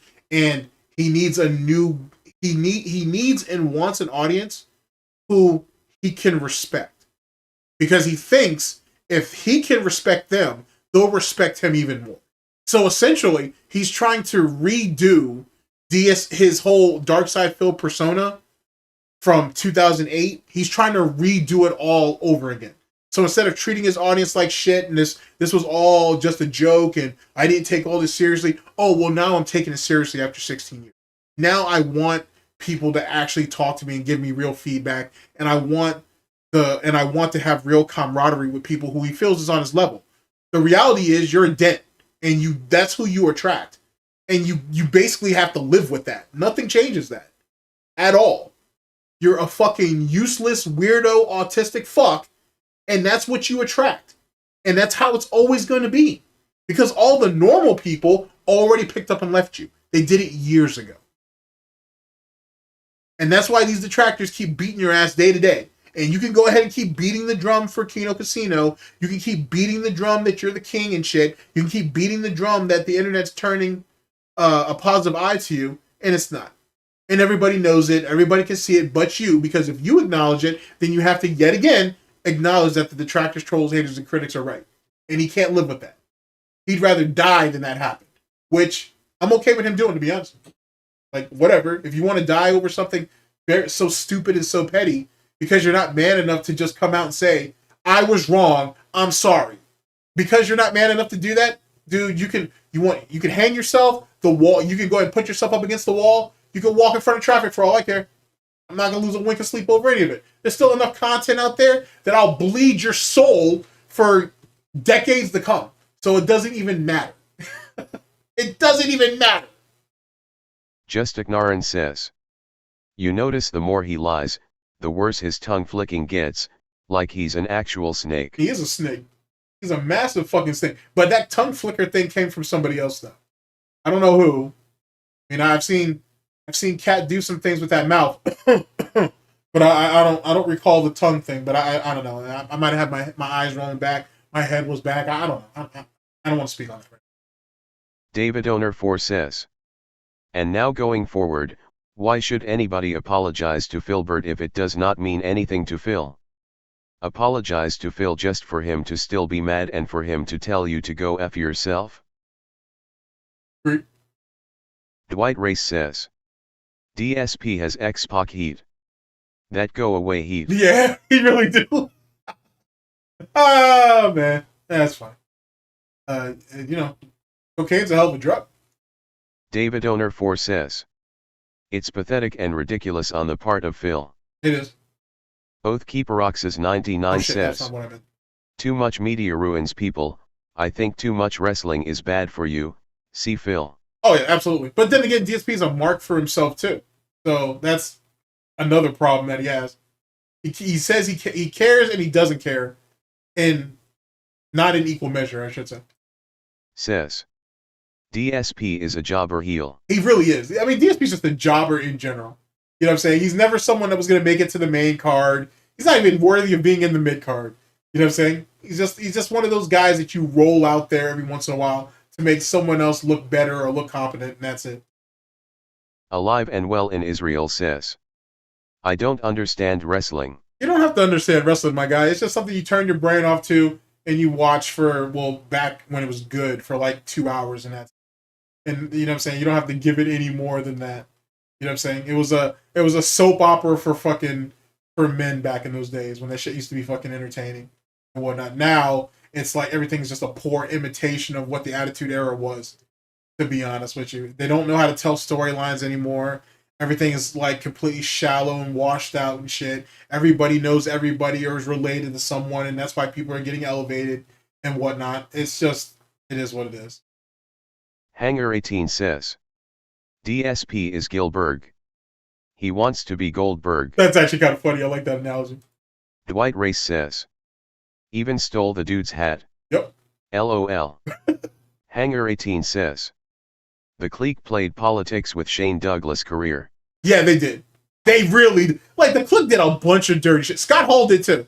Like, I mean, theoretically, Scott Hall and Kevin Nash did, but Scott Hall definitely, he dutied on some fucking people back in his day, which is kind of crazy because, like, his time in Texas and shit, people, like, have a lot of respect for the dude and what he did early on, but he just became an asshole fast. But you can say that for a lot of guys. Snipin says. What's good, everyone? Big ups and welcome. Avataz says. Bobby Heenan was the best heel announcer ever. He's definitely up there. It's hard to put him over Cornette, but he's definitely up there. He definitely deserves to be up there. Polish Debo says. If we talking wrestling GTG, we know Stone Cold Steve Austin is a Hall of Famer, but is Stunning Steve Austin a Hall of Famer? Does Stunning Steve deserve to be in the Hall of Fame?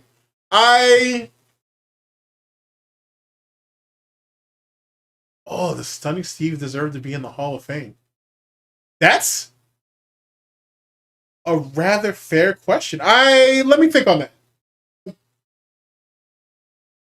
Let me think on that. Actually, I feel like Stunning Steve Austin kind of deserves to be in the Hall of Fame, to be honest.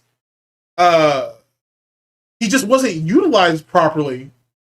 Let me think about that. Let me think about that before I end up going on a tangent. Let me think about that. I feel like Stunning Steve should be in the Hall of Fame, though. I think that persona deserves it. You know what I'm saying? Because it's not like, you know, hey, The Rock's getting into the Hall of Fame, but does Rocky Maivia deserve the Hall of Fame? Hell no, he don't. Hell no, he don't. But like, I feel like Stunning Steve, yeah, I'd say Stunning Steve deserves to be in there. To be honest, he's like, it's one of the few personas that I think, secondary personas, if you will, that does kind of deserve to be there. You know what I'm saying? Like, obviously, Austin 316 goes in for a variety of fucking reasons. But anyway, let me think about that. Let me really, really sit there and think about that. That's a fantastic question. Avataz says. Steve Austin was a very good technical wrestler before Owen Hart broke his neck. He was. And I think that's something that's lost upon people, to be honest with you. Chris McMeekin says. She won't fit in frame. That's funny. I'm glad someone actually said that, because I was thinking that too. Hanger18 says. Kate is just a roommate. She really is. It's really sad that she's kind of relegated to it, but it is what it is. You know what I'm saying? She made her bed. She has to sleep in it. Sunspot Gallery says. Hasn't referred to Kat as a queen, either. Not during this king shit. Because he don't think about her. It's all about him. All eyes have to be on him. Can't be on anybody else. Dwight Race says. Golden Triangle Gaming Live, holla at Yaboy and we'll talk shop. Yeah, we need to. I really do. I really need to. I think it'd be fun. I think, yeah, we definitely need to really do that shit. For sure. Hanger18 says. My dad worked with RVD's brother back in the 90s. Oh, that's what's up. There's a movie out there that Rob Van Dam was in early on. It was called, I want to say it's called like Blood Moon or something. It's like a martial art flick. It's actually not too bad. Rob's like appearance is not. He wasn't there very long, but he's funny. I wish he kind of could have done more with that, but that's neither here nor there. Alive and Well in Israel says. Why is this man speaking Chinese? Polish Debo says. Rob Van Dam had the storyline where the TV title was better than the heavyweight title and it was magic. It really was.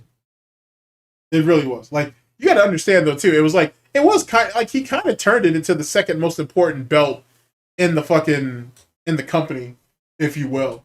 And the fact that he was willing to defend it and shit.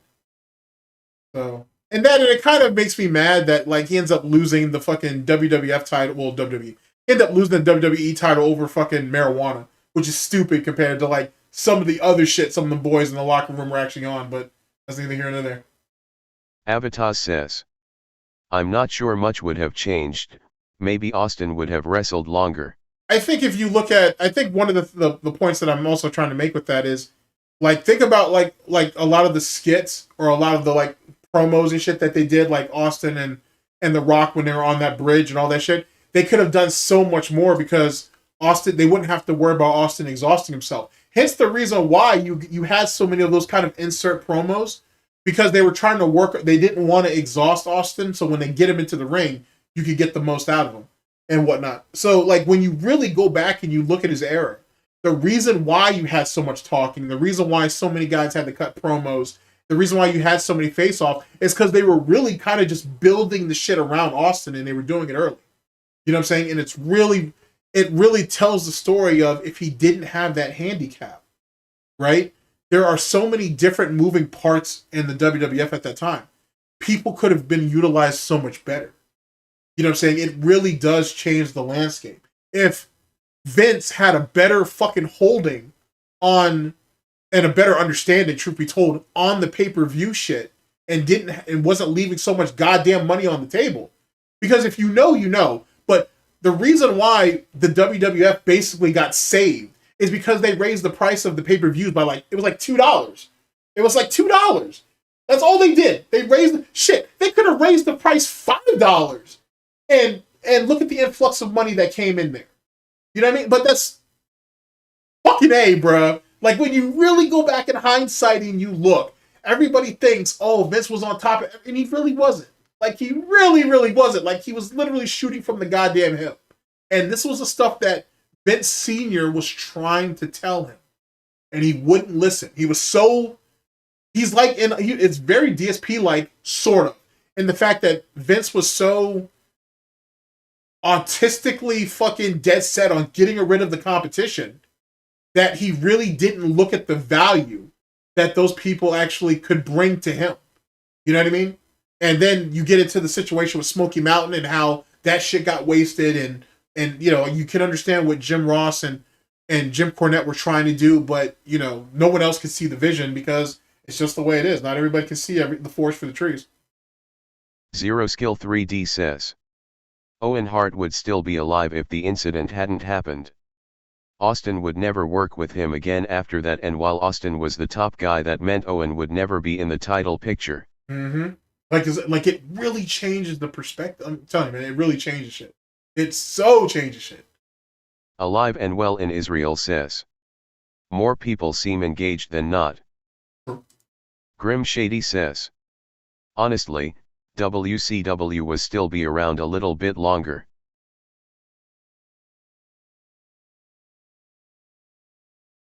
Yeah, because that does change. Because that does change the perspective of the Monday Night Wars. Actually, yeah, it kind of does. But then again, let's be honest. Bischoff and fucking Hogan need to sit there and. Fuck! I really want to have that conversation because like it forces Bischoff and fucking Hogan to change everything too. It really does. So that changes the whole perspective of like NWO and all those offshoots and shit too. But that's neither here nor there. I'm speculating at this point. Dwight Race says. Austin 316 made him and Steve was a good talker, even with the neck thing. Austin was still good. Very good. Avataz says. Bret feuding with Austin for the belt in WWF in '98 would have been gold. See, and that's the thing though. Do you cut Shawn Michaels completely and utterly out of that shit? Like, you know what I'm saying? Like with all of his drug problems, all the emotional issues and shit, does that give Vince enough confidence to put Shawn on the shelf? Fuck! You guys are gonna bait me into this shit? Damn it. Diagonal Crunch says. The bacon is cooked, maybe burnt. Not burnt. Definitely cooked though. Not burnt. Alive and well in Israel says. Unmonetized is best. For some. Like I said, for some. Like I said, if you're already putting out good content, man, I don't have a problem with you getting monetized, man. To be honest with you. It's a stigma. But then again, money affects everybody differently. And that's why the argument persists on was Fred Fucks right? Even though, let's not act like they weren't making something off of this too, or the people adjacent to them. But like, everybody's affected by money differently, right? And you don't know until they're in there. To be honest. You know what I'm saying? So that's neither here nor there. But I'm someone who advocates if you put out good content, if you're putting in the effort, then you should monetize. I have no problem with that shit. To be honest with you. Zero Skill 3D says.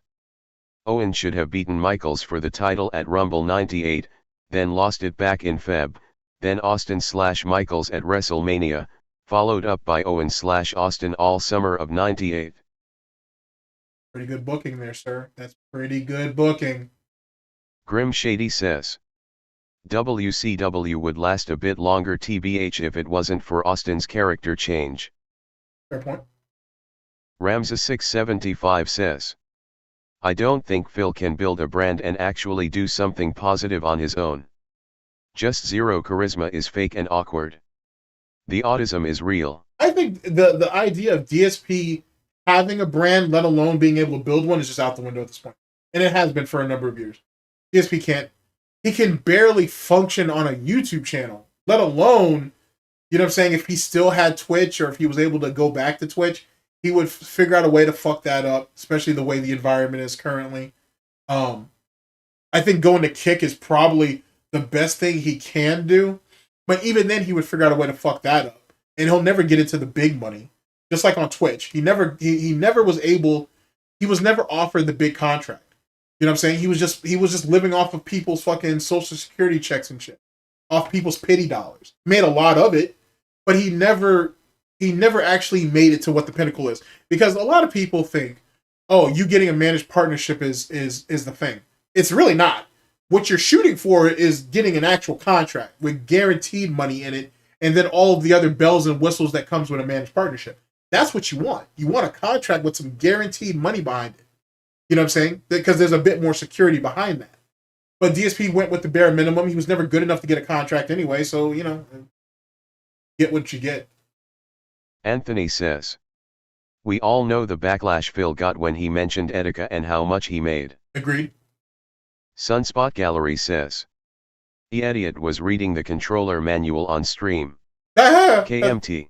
That's funny. Zachbell05 says. I'm surprised Phil hasn't mentioned getting to interview Turkey Tom about his doc. You don't want to talk to Turkey Tom. I don't think so. I mean, I'm probably sure he's probably trying to reach out to him, but that's not something he should be doing. Jesse Green 619 says.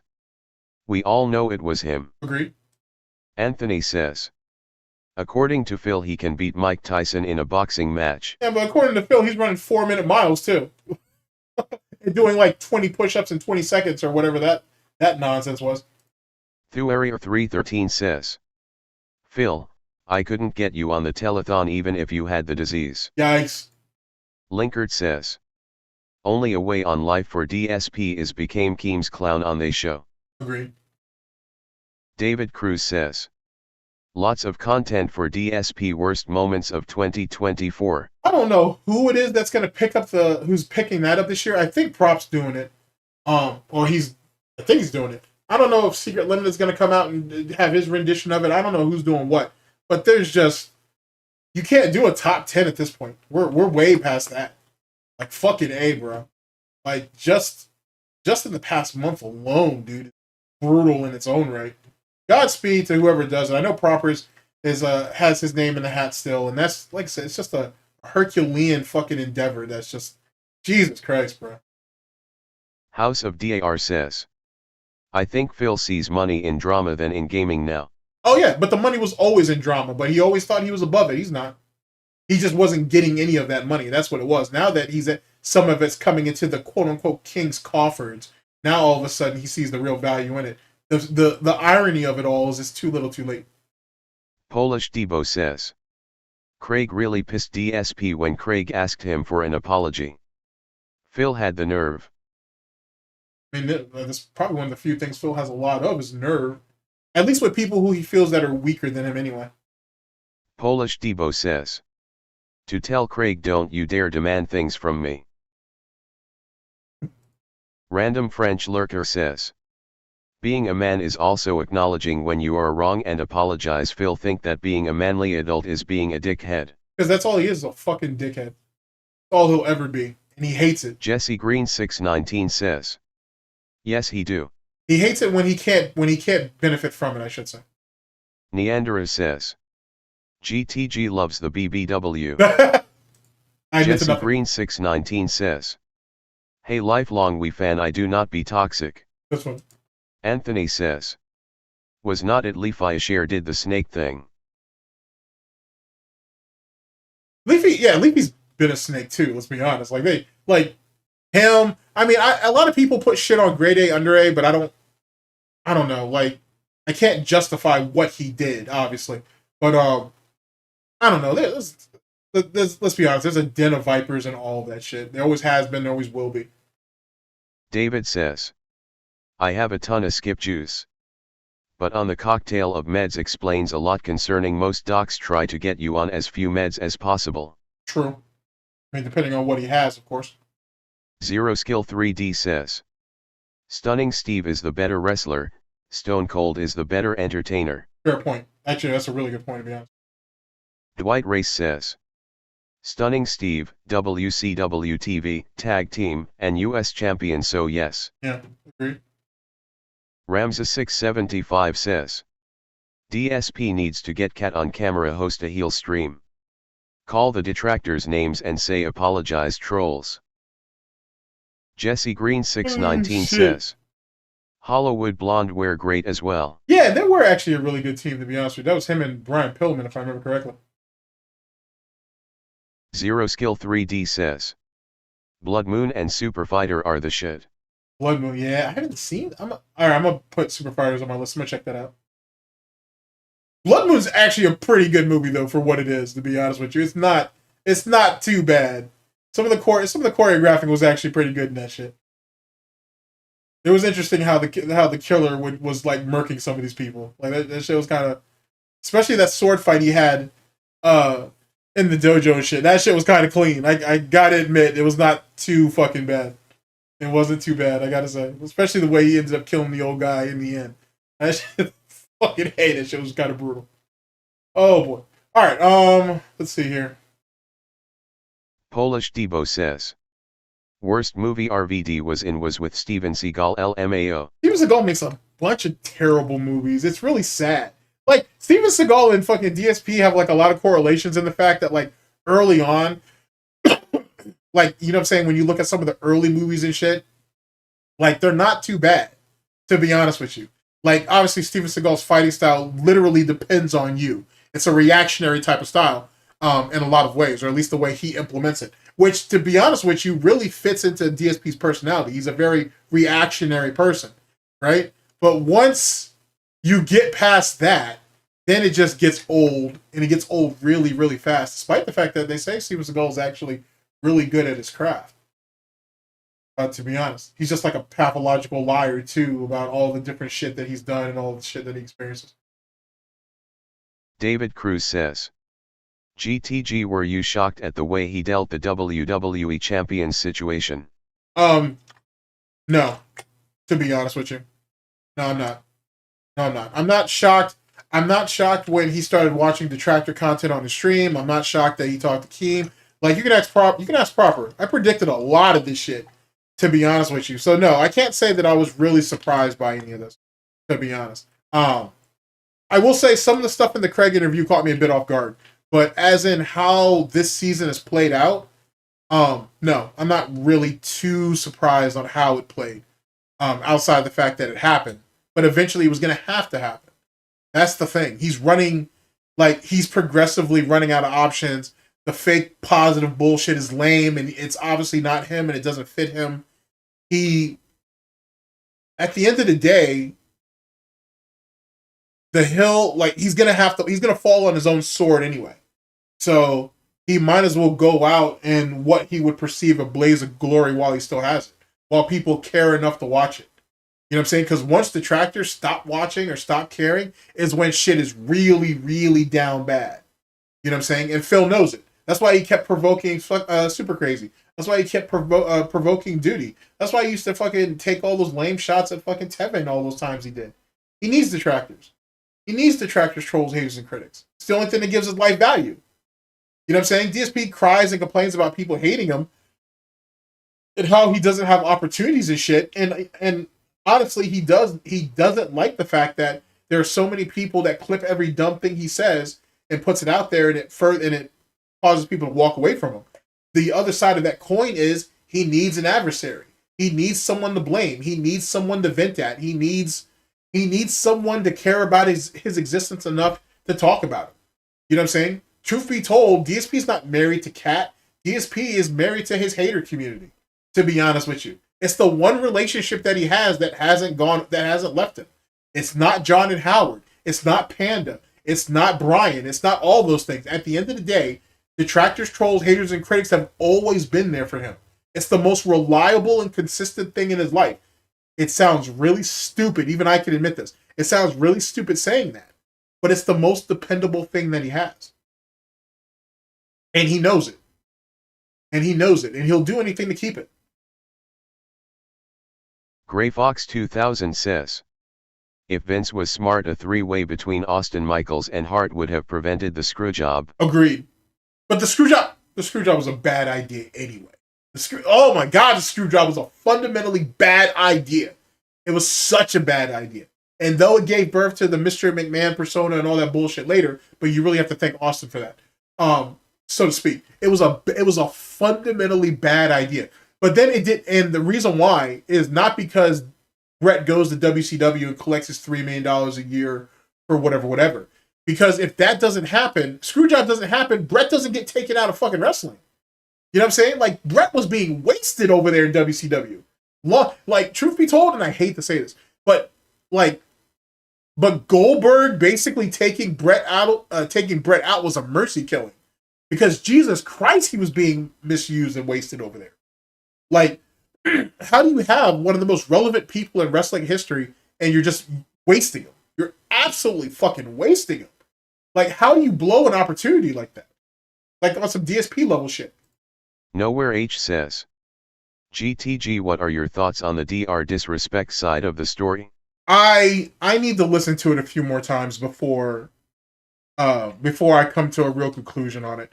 Like the whole baiting shit with the whole minor thing and all of that, and his response, all the editing and whatever, that wasn't the way to play it. The fact that Alex actually resigned the day before Doc came back on stream, I think Doc came back yesterday, that's not a good look. The fact that he the fact that the information that he put out yesterday about the shit with the fucking the former Twitch employees and all that bullshit, that should have been told to us. That should have been told to us. Like, he should have told us that shit when that whole campaign on Twitter was going on. Like, all of that. You know what I'm saying? But the problem is, there's a lot of problems. Like, I have to really sit down and think about it, like, and put it into perspective, but there's a shitload of problems with that doc thing. There's a shitload of problems. And him, like, and don't be wrong, Slasher's a piece of fucking shit, but that's what he does. So it is, no one's surprised by that. And Nicholas DiOrio's already, and Willie Mack have already blown fucking Slayer out of the water for that bullshit anyway. But, like, all of Doc's response and his reactions and everything like that, we needed that sooner than what we got, to be honest with you. Like, that should have been elaborated on a while ago. Not so much now. For the diehard fans and whatnot, they can take with that, they can move with it, and they can continue to fight. But, like, that needed to be said sooner. And, like, right now, the big thing is, like, fucking Nick Merckx. And I've told people Nick Merckx has been a snake. Nick Merckx has been a snake. Like, if you go back to when the shit happened in 2020, Nick Merckx was one of the first people that was saying, oh yeah, I got to contact the Twitch that has the whole situation wrapped up. He already knows what Doc did, and I hear it's not very good, man, and that shit's going to come out in a couple days, and it never came out. And Nick Merckx just kept his mouth shut because he didn't want Timmy, he didn't want Ninja, he didn't want, what's his name? Falcxne, starts with an S. Shroud, he didn't want Dr. Loupo, he didn't want none of those guys turning against him because he was basically instigating the shit Doc did, or what he thought Doc did. So, like Nick Merckx has been a snake. Like, that guy's been a fucking rat. And, like, he's just some lame-ass meathead. That's literally all that dude is, to be honest with you. He's not even that nice, to be honest with you, as it pertains to the game or whatever. He's just another fucking random-ass loudmouth. That's all he is and shit. He's nowhere near what Doc or Ninja or Timmy is, and he knows that, and he hangs around on them and shit. He surrounds himself with legitimately confirmed fucking cheaters and shit. I mean, so does Tim too, but Tim the Tat. But whatever. Like, you know what I'm saying? It's like Nick Merckx is. Oh, I've never liked that dude because that dude always came across as just like, yo, I'll eat off this table with you for as long as I can. And the moment that I perceive that you're an issue, I'm just gonna leave you. You know what I'm saying? It is what it is. And because he was never loyal in the first place. He just never was. And no one wanted to really call him out, but no one cares now anyways. It is what it is. So yeah, I need more time to really think about it. It doesn't really sound good, to be honest with you. I can't say that it really helped his case. It really didn't. You know, the whole thing about the legal definition of what's considered a minor and all this other, and like none of that really translates into, it really does not translate into this. Just because the legal definition of something is the legal definition, I get that, you're not necessarily fighting that battle. You know, you've already been absolved of all that in the courts.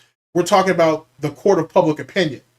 You know what I'm saying? That's where the problem is. That's where people twist everything and turn it into whatever it was. So, and then, was that person that Doc was talking to, was it a catfish or not? You know what I'm saying? Was it someone posing to be a certain age and Doc was engaging with it? Which, if it is, you know, Rip Van Winkle, because you shouldn't have been doing that. And then, like, you know what I'm saying? But was it a catfish? Were you being set up? Why is it that all of a sudden someone's in your Twitter or your Twitch whispers and they're monitoring what you're doing? Yada, yada, yada. He did bring up a very compelling case, though, of 3 people who were on some pedophile shit or on some animal rape shit or whatever it was. He brought those 3 cases up, didn't name names, but it doesn't matter because Reddit's going to be on it. And I think 2 of the names have already been found anyway. I'm interested in looking into what that is. But the response he gave, I feel, is just late. And it's not conclusive enough. Unless he needs to give people more information, to be honest. He needs to give information. He didn't present himself with the type of confidence you would expect from someone who's completely innocent. Like, you know what I'm saying? Like, there's clearly some hesitation that he may or may not have done something wrong and whatnot. And I don't feel like he's just coming out and saying what he did wrong. You know what I'm saying? Like, just come out with it. Like, come out with what you said. You know what I mean? Whether the DMs or the whispers are dropped or whatever, if they're in some type of transcripts, just drop them and let people come to the conclusion of what it is. And then if it comes out that, you know, hey, this person was catfishing you, yada, yada, yada, okay, that's a factor in this equation. But were you talking inappropriately, not sexing or whatever the legal definition of that is, but were you talking inappropriately to someone who was considered a minor? Like, you know what I'm saying? Like, there's a lot of variables in that doc situation. A lot. But at this point, it doesn't sound good. It doesn't sound conclusive. It doesn't sound like someone who has a lot of confidence in what's going on right now. I don't know if he legally still has his hands tied. I don't know if he's got some type of injunction against Twitch because he's going to go after them, which he really should.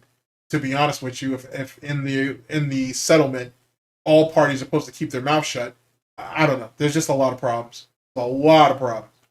But if I remember to, I'll clip that shit out. We'll talk about it on stream. Why not? Fuck it. Sunspot Gallery says, he's lucky Craig doesn't watch him. Anyone else would have told him a few things about his dumb ass. Which is exactly why Phil picks who he picks to cry at. Agreed. And actually, it actually hurt DSP's ego, the fact that Craig's like, yeah, I don't want you. I don't want your show. You know what I'm saying? Which is funny because DSP clearly continues to watch side scrollers. And he continues to obsess about the fact that Melanie Mac, Razor Fist, and all these other people have come up there and been reoccurring guests, mainly Razor Fist. And DSP always envisioned himself in that spot and he never got it. And he's still bitter about it. Soga says, I wish Secret Limited would return. Like I said, maybe this is enough to pull him out of retirement for this year. Who could say? You know what I'm saying? Who could say? Grim Shady says, what is the reason why Phil isn't going back to Twitch? If it's about the partnership thing, he doesn't have one with YouTube. Is it fear? Laziness? Twitch. Twitch is a different type of animal now. First off, foremost, and more importantly, you've got a lot of detractors over there, or you got a decent amount of detractors, I should say, who have a foothold in. They have managed partnership. DSP is probably never going to get managed partnership again. I'm not saying that he couldn't get it, but he probably won't.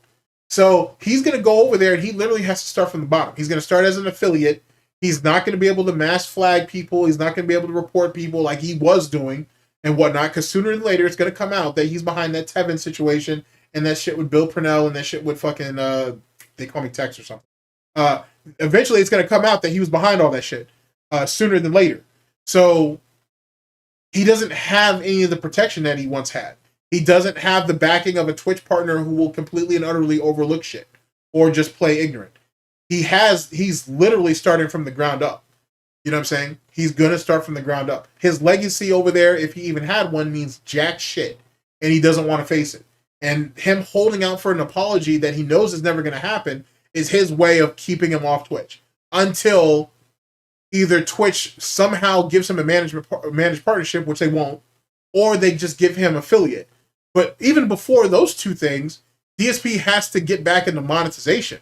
And the only way he's going to do that is start streaming over there. And he don't want to do it because he don't want to stream for free. Which, that's pretty much the sum of it all. He doesn't want to have to go back to that platform and start streaming for free. That's why he keeps buddying up to Keto Casino. Because he thinks if he does ever make the move to Twitch, Kino can vouch for him, and maybe that could put him into monetization right away without him having to jump through a bunch of hoops, which wouldn't happen the way I would see it anyway. House of DAR says, I Phil uses tips as spending money and proof that he makes enough to support his lifestyle. Ooh, excuse me. Agreed. But I don't think it'll ever be enough for Phil's lifestyle, to be honest with you. His ego's just too damn big. Excalibur 2010 says, and Phil ran like a coward when he pulled the plug on Craig. He couldn't even say go F yourself to Craig's face. No, but I mean, I wouldn't expect Phil to do that anyway. He's not brave enough. Neanderthal says, remember when someone was called racist for saying Greydondera had a long beard? Then he accidentally turned on his webcam and he looked like Osama bin Laden. I do kind of remember that, actually. I can't remember if he was live streaming or if he was like, it was a video or some shit, but the camera came on and he immediately slapped that shit down, but it was up long enough to see what the dude looked like. I do remember that. I'm not sure if he had how long the beard was, but I do remember when he got exposed. I do very much remember that shit. Bing Chilling says, we told Phil he didn't want more eyes on him, exposure would only be worse for him. We're seeing the beginning stages of that. Yeah, absolutely. Absolutely. And he's still saying, oh, it's gonna, I'm surprised that if the vid doesn't hit 1 million by this weekend, I gotta admit, I'd be somewhat shocked, to be honest. Because I think he's in like the upper 600,000s at the moment. That's neither here nor there. But yeah, having more eyes on him did not help his case whatsoever. But him reacting to it I think was the worst fucking part. I honestly think that was the worst thing he did, was to react to all of that. Because there are so many gotcha moments he did to himself. He said something, June commented on it, DSP responded, and then when DSP started the video again, bam, June ends up slapping him in the fucking face. Like, that's such a brutal thing to have happen to you. Neanderthal says, he sold it, dude. He only spent 10Ks of dollars, not 100Ks dollars. Debunked. Rip. David Cruz says, in the doc, June said the haters pretty much the only reason DSP is still around. That must have hurt Phil to hear felt it. It's true though, but people have been saying that for years, let's be honest. Sunspot Gallery says, so, how many men is it now that have hurt Phil deeply? Oh man, how many men have hurt Phil deeply?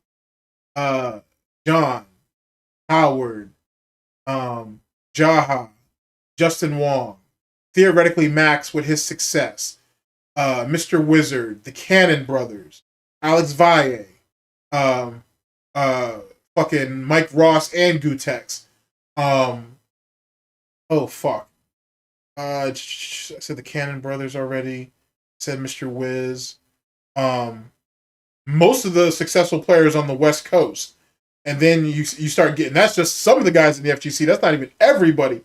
Then you get into, if you just talk on YouTube, you get into Toby Turner or Tobuscus.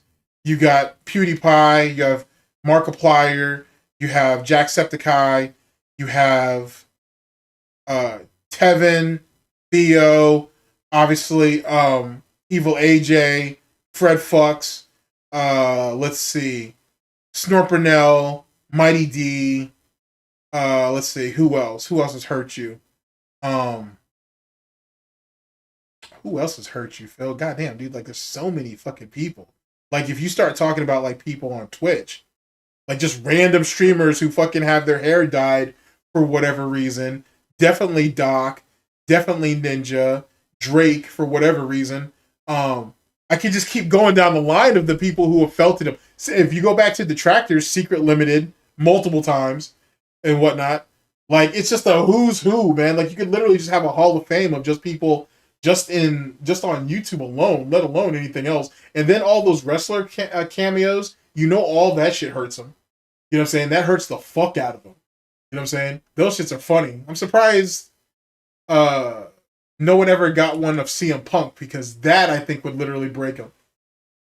I think that would literally break him. Holy shit. Neanderthal says, his dad, Tevin, UPS driver, the guy who sold him his BMW, Craig, Jim, Howard, Rambo, Max, Tobuscus, Brian, let me think. Yeah, there you go. It's literally like the who's who and shit. There's some good ones there too I missed. The UPS driver, that's funny. The BMW dealership. Down the fucking list, bro. Zero Skill 3D says, I would have loved to see Hart vs Sting for exclusive use of the sharpshooter/scorpion deathlock, and when Brett went over, Sting would have used the reverse DDT as his finish for the short-term future. I like that. Green Lobster says, I like that. That's good shit. When this recent arc is over, it's going to be real rough for Phil. A lot of detractors are already burned out, and once Pig realizes he's been played a week later, he'll be flatlined worse than before. And that's actually a fair point too. You do have a lot of detractors that are starting to get into the burnout section of it. You know what I mean? Which is the reason why a lot of people are kind of hoping the whole Kino Casino arc ends soon. There's probably still another month or so of felting that can come out of this shit before it's all said and done. Will it make it all the way to the holidays? DSP might try to drag it out there, because obviously that's the highest probability, or that's the time with the highest probability of making the most amount of money. But I do agree that there is a lot of fatigue amongst the detractor community. That's actually a very good observation. David Cruz says, poor DSP, whenever he lets a man in it hurts. That's funny. Endless Synthwave says, Z-Laner too? Yeah, Z-Laner. See, the thing is about Z is I think Z is a genuine person. I do think that some of his gameplay is suspect. To be honest, I just think Bad Boy Beeman, like, I think he had some excellent points, and I think his just obsession with getting Z up and out of there had him cut some corners. It wasn't like with Nadia. Like, Nadia was just a slam fucking dunk. Like, she was super fucking easy. With Z, he had, like, the kind of cosign from the doc, from Tim, and a couple other people, so it makes it a little bit harder. He is affiliated with Optic Gaming. It makes it a little bit harder to take him down. Even though on land, he doesn't have the best record of performance, but that's neither here nor there. I don't look at Z so much as like a complete and absolute snake. It's just Z trying to pretty much hold on to what he has, because yet again, the optic, it's not just the optics, it's just when you start getting into the details, it doesn't look good. Like, Doc has to elaborate on what happened. He just has to. Because Twitch isn't going to do it, to be honest, unless they're forced to. So Doc just needs to just lay his cards out. To be honest with you, win, lose, or draw. And those who don't like him, or who hate him, or who walk away, they walk away. For everybody else who gets that clarification, you know what I'm saying, he may be able to salvage shit. Is he going to be able to go back to that same talent agency? Is he ever going to be an affiliate with the fucking San Francisco 49ers? Is he ever going to get his successful liquor business back? Is he ever going to go back to Midnight Society? I don't know. And maybe he just needs to start over. Maybe he's just going to have to start all over again, which is what he's doing now anyway. But he can't just have that cloud just hovering over his head. He's got to do something. And whatnot. And he has to be very clear and concise with it. Because if not, then, and as long as that doubt is over his head like it is now, people are going to continue to walk away from him. You know what I'm saying? It is what it is. Just, you know, it's like a survival mechanism in a lot of ways, man. Like, there's a lot of people willing to stick their neck out for him.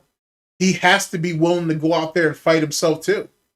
If not, you know what I'm saying, people have something to lose and whatnot, and they're going to eventually walk away from him.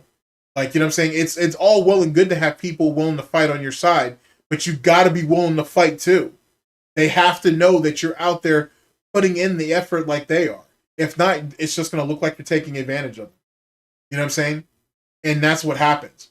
And you can't, and after a while, you have to choose, like, hey, do I keep fighting for this person who I've always perceived as a friend, but they're not doing anything themselves? Are they just sitting back and letting me taint my reputation and all my hard work just so, you know, they can keep their name alive and relevant out there, even though they're not doing anything to defend themselves? You can't put yourself in situations like that. People, and let me be very clear and concise when I say this.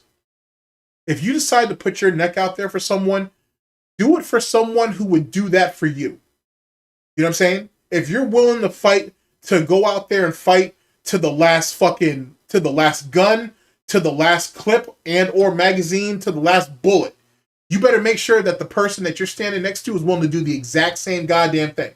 If not, either shoot them in the head or go ahead and walk away.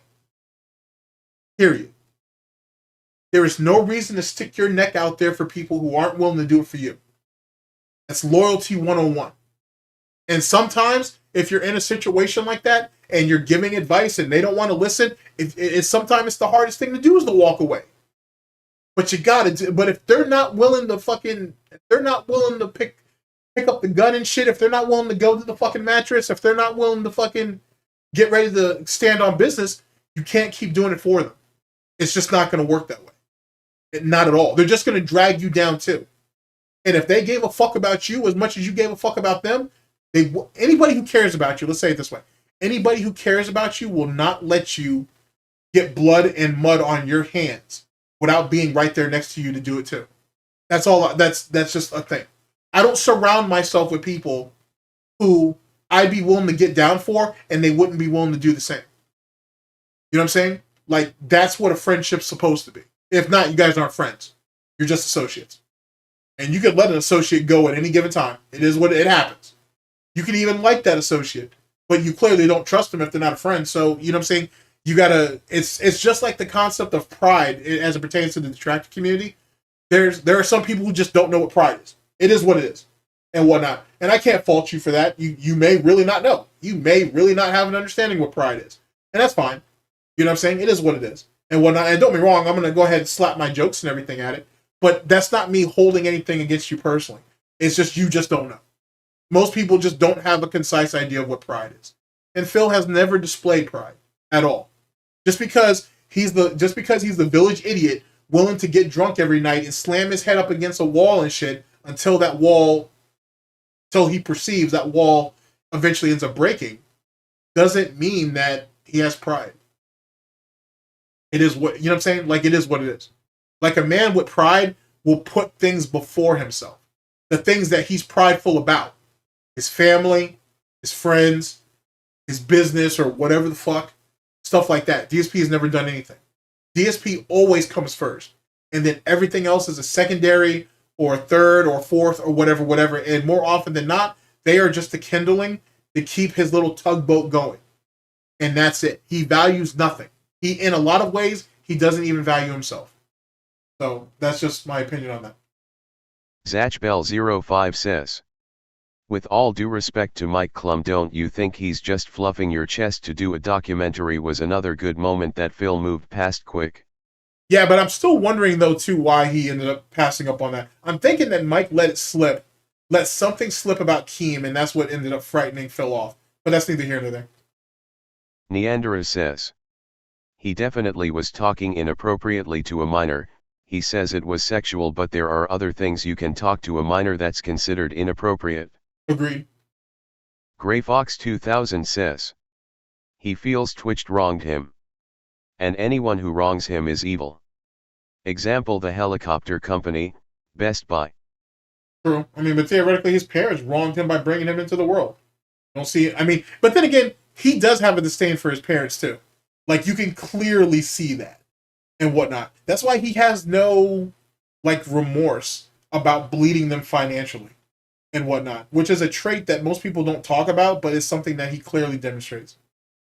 Mr. Novius says, he doesn't have the backing of a Twitch though. True. Neanderthal says, wasn't his Twitch handler caught up in the hashtag #MeToo era? Yeah, Hassan was doing all kinds of fucking crazy shit with those fucking e-thoughts. Neanderthal He was says, doing much crazy shit. Hassan right? Yeah, LOL. That was Hassan. And he was getting all kinds of fucking like private videos from these e-thoughts sent to him, all kinds of crazy shit. Mr. Novius says, GTG, I plan to keep record of his monthly wins and losses in SF6 if you're interested.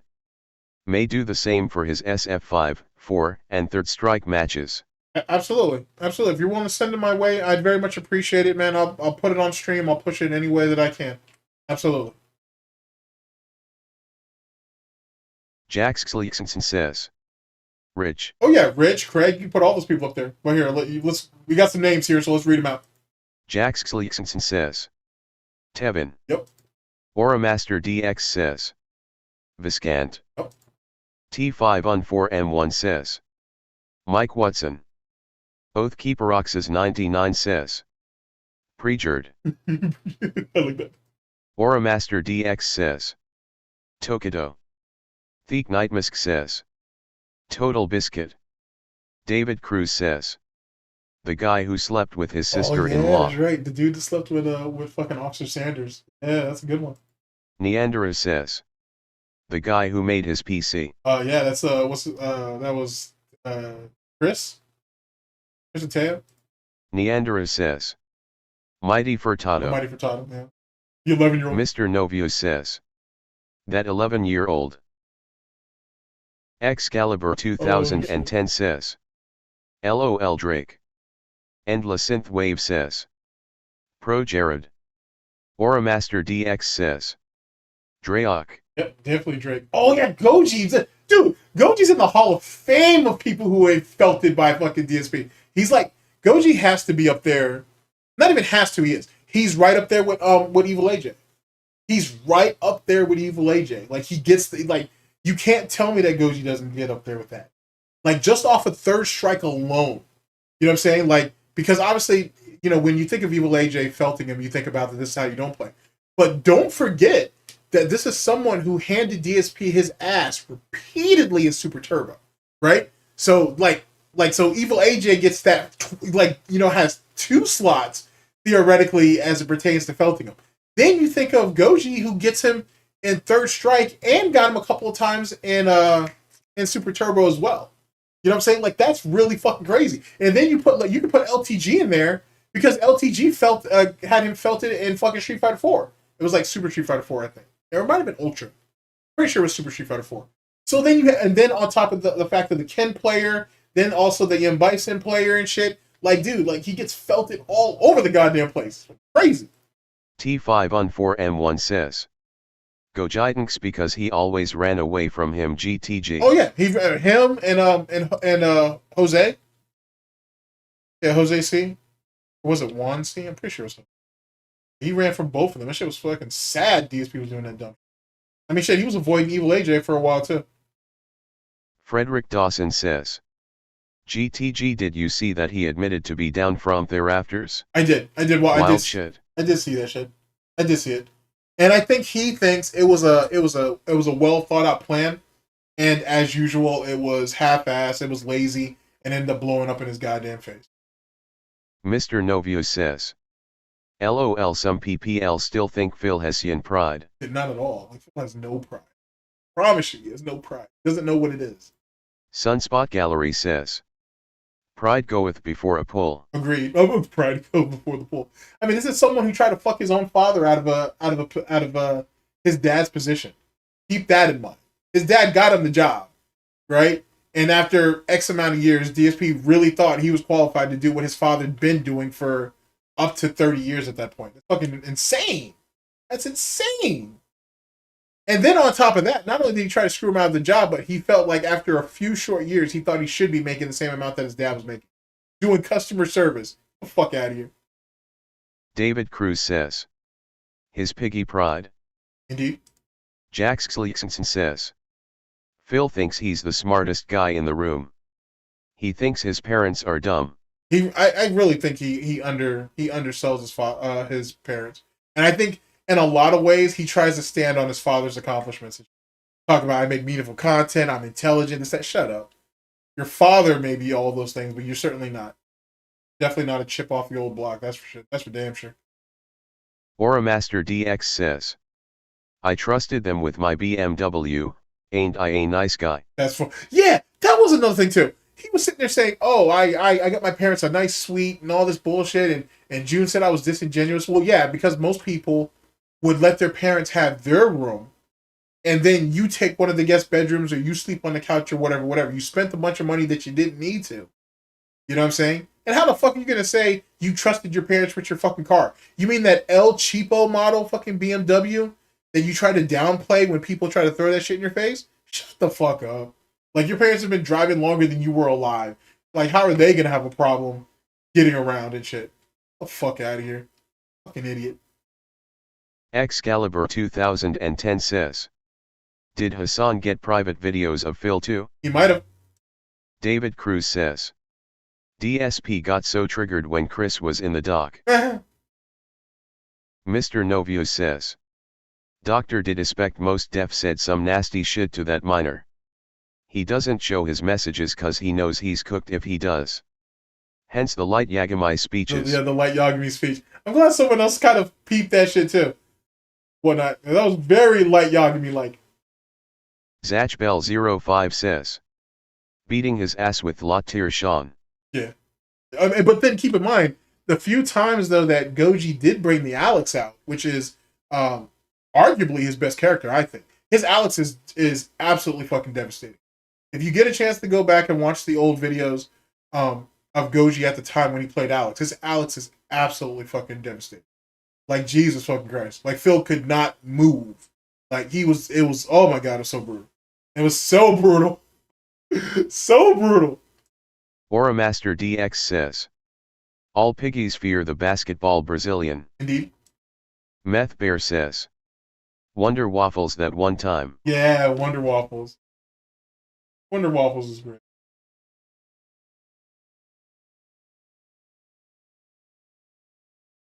Here's the Asian GTP. I need to hit him back. Talk about that Nick Avocado situation. Silly. Athron82 says, the girls from the FGC, Fee, Angela, Taco-chan. Oh yeah, Taco-chan. That's what started the Shady K bullshit. Which is crazy because she was already with Shady K, or she at least liked him. So I don't know why DSP thought he even had a chance. I don't know. DSP's a weirdo when it comes to female.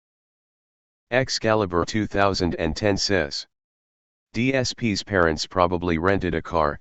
Panda used the BMW to go to work. If Panda was working at that time. Because I think when they showed up, those first two, well, I think they only showed up twice. I don't know if she had a job at that time, to be honest with you. But it is very possible that let's be honest, they were renting a car or whatever. Because remember, Panda didn't learn how to drive when, she wasn't able to drive when they first moved out there. And she didn't get her license right away either. It must have been a couple of years before she actually decided to move on that. Which never made any sense to me why DSP did it. Like, why DSP wouldn't, like, take her to driving school, he would make her take the bus. Or why he would teach her how to drive himself, but he can barely drive himself, so that makes sense. I think really he just wanted her to be locked down and at home, to be honest. I think there's a reason why he didn't push her to go out and learn how to drive or whatever. And he could have easily have taken her to driving school and picked her back up. Let's be honest. But then again, there's a lot of things Phil could have done that obviously he didn't do. Sunspot Gallery says, Phil's face when Craig suggested he and Adam talk again, LOL. Oh, yeah, he didn't want that. He didn't want any of that smoke with Adam. He didn't want any of that smoke with Adam. At all. At all. Because Adam is not going to deal with any of his bullshit. And even though Adam doesn't know all of the lore, Adam knows a liar when he sees it. And that's what bothers DSP more than anything.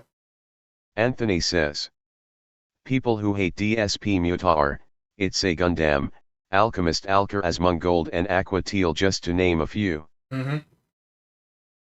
David Cruz says, wait, so just saw it was Meadow Cooler that he tried to get on before it's too late. Jesus, Phil put the shovel down already. Exactly. That's how desperate that dude is, man.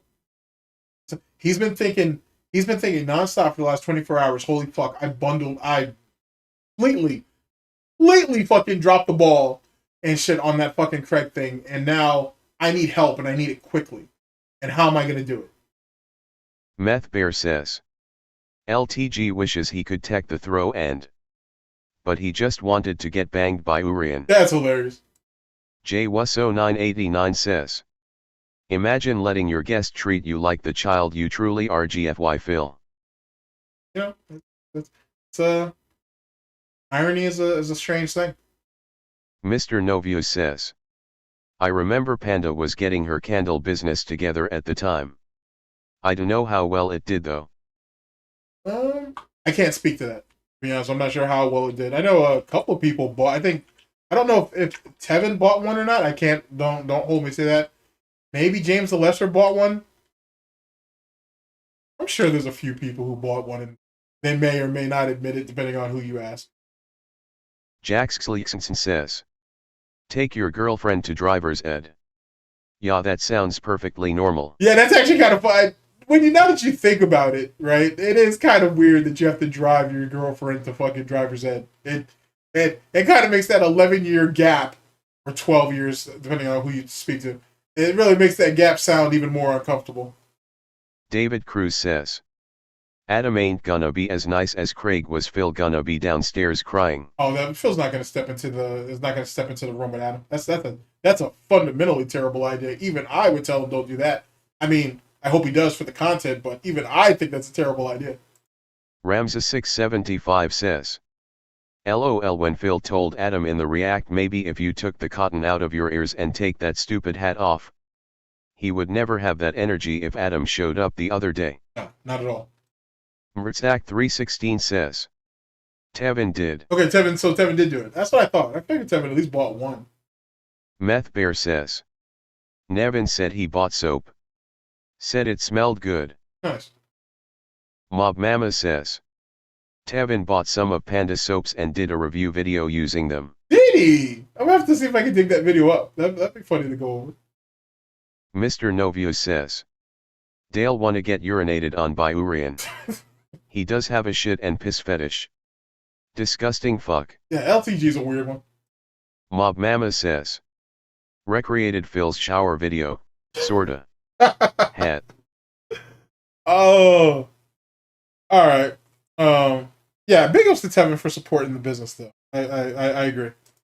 Ramza675 says. Big UPS Tevin supporting the struggle. Rip Panda soap. Oh.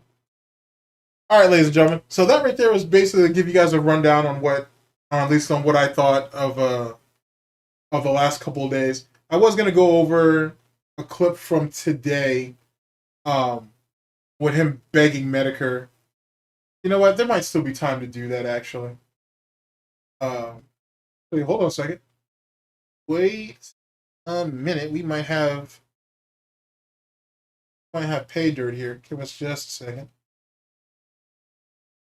Will it let you post the URL?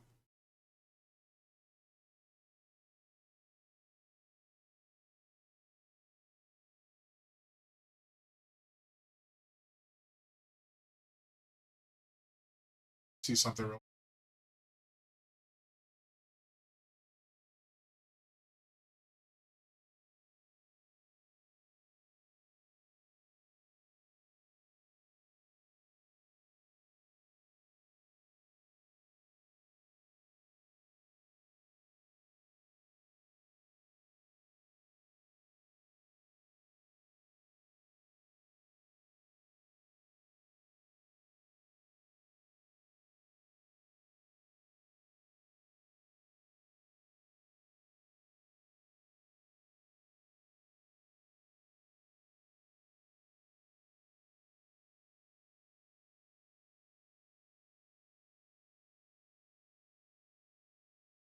Oh yeah, I forgot that.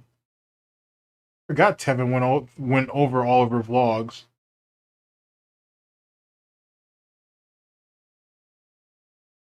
Shit. Ah, damn, there's a lot of shit. Actually, here we go. Yeah, Tevin C tries it. Episode 8, blackcurrant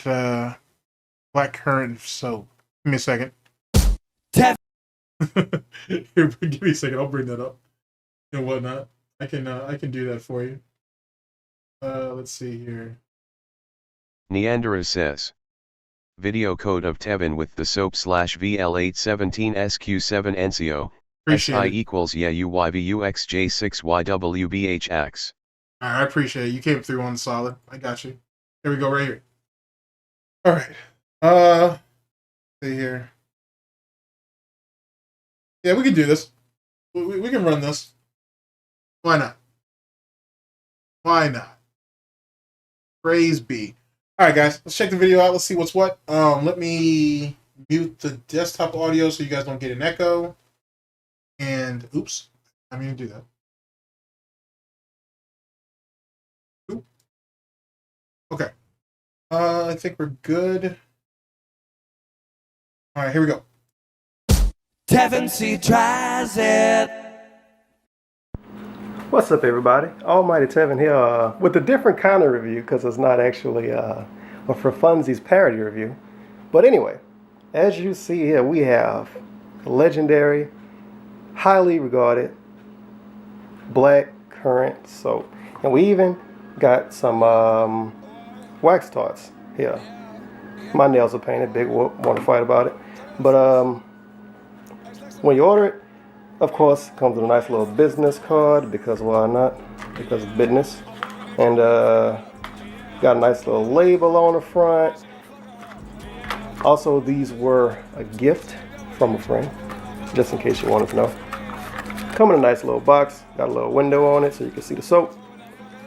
Got the ingredients listed on the front, all of that. Net weight, 4 ounces. It's a pretty thick bar of soap. Got the website on it, all of that. I'm kind of rushing because my camera is about to die because I'm a professional. As you see here, bar is thick as hell. And the scents, as a matter of fact, this is citrus energy and this is black currant tea. So let's see how this one looks. What I'm seeing when I look at this soap, right? I'm seeing this, let's put this so we have a nice little backdrop. Kinda. Yeah, here we go. What I'm seeing when I look at this soap, I'm seeing like little shiny, sparkly, glittery stuff in it. I don't know if that's gonna rub off on you. I hope not, but it's kind of glittery. It's weird to explain. Like, you know, if you see, for instance, fingernail polish, how I have like glittery shit in it sometimes. That's how this soap is. It's got weird glittery shit in it. I don't understand that. I don't know if that's supposed to make me smell better or not. But yeah, when you order the soap, that's what you get. Come in a nice box. Come with some business cards, so you can tell all your friends about what kind of soap you use, I guess. And these are the wax tarts. Are they wax tarts? Yeah, soy-based wax tarts. If you got your little melter, you can put them in there. I currently don't have one, but my mother does, so I'm gonna get it to her. And eventually, I'll update the description and be like, yeah, these are good, or yeah, these are shit. But I am gonna take a shower with these guys. These guys, that don't sound right. But I'm gonna take a shower with these. And I'm gonna let you know how it turned out.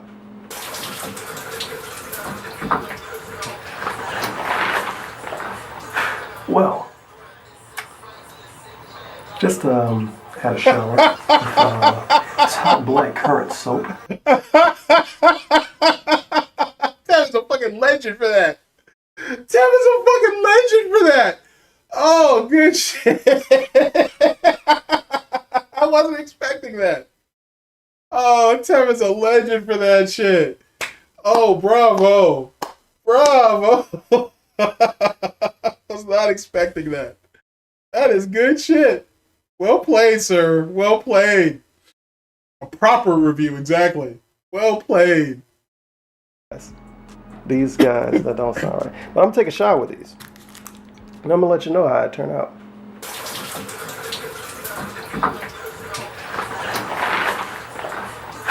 Well, just had a shower with this hot black currant soap. I'm feeling very vitalized, and I'm prepared for a full day of gaming. I'm sure my camera all foggy and shit. I'm a professional, nothing I can do about it. As they say, it is what it is. I'm prepared for a full day of gaming. My skin is fresh, vitalized. And yeah, if I was to give this soap a review, if I was to actually review this soap, some of it kind of got by. It doesn't burn as much as I expect. Maybe that's some, maybe that's a pro of that all natural glycerin soap. But if I was to give this soap a review, a score, I would give it a 4.25 out of 5. Better than Dove. You get big, thick ass balls. This will probably last me a hot minute. It's kind of got a lot. It's kind of a lot. And smell pretty good. The citrus is good. I forget the name of the other scent, but the citrus smell pretty good. But this feels really fucking awkward. So yeah, I'm out. And what could be the hashtag? We need a hashtag. Think of a hashtag in the shower. Hashtag shower. Hashtag shower. This is probably the only video, hopefully, I ever do in the shower, unless I decide to do porn one day. But I'll be seeing you. Peace out. Big ups. Good shit. That was unexpected. Big ups on that. Good shit. Big ups to the person who recommended that. That was a hell of a choice. Very much appreciated. Good shit, good shit, good shit. Okay. Gotta say, that worked out quite nice.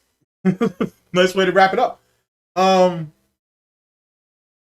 Chisel. I can't remember what we were supposed to actually do after that. Hit the like on that. Actually, when was this video done, by the way? Curious.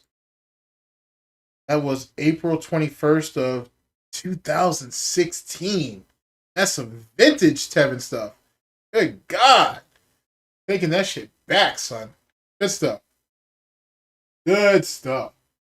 Alright, guys. Here, let's catch some reactions from you guys. And then saying, let's hear what you guys have to say about Tevin's review. Pandrezz Black Currant Soap. And then we will sign off. It's been fun. Let's see. Sunspot, you start us off. Here we go. Sunspot Gallery says, now that Phil has learned to use Discord, he's going to advertise that he knows how to cut people off fast. Just to force people to be nice. Oh, actually, hold on a second. Now that I think about that, give me a second. Oh, why didn't I think about that? Let's see here. I pull.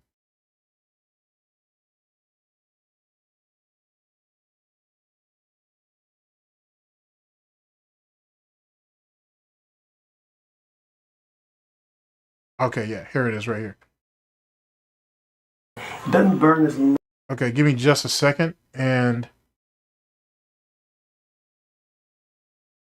here, let me post the link in the description so you guys can check this out on your own time and whatnot. Go ahead and hit Almighty Tevin up with that view and whatnot. Say big ups from 2024 and whatnot. So here, let me post this link for you.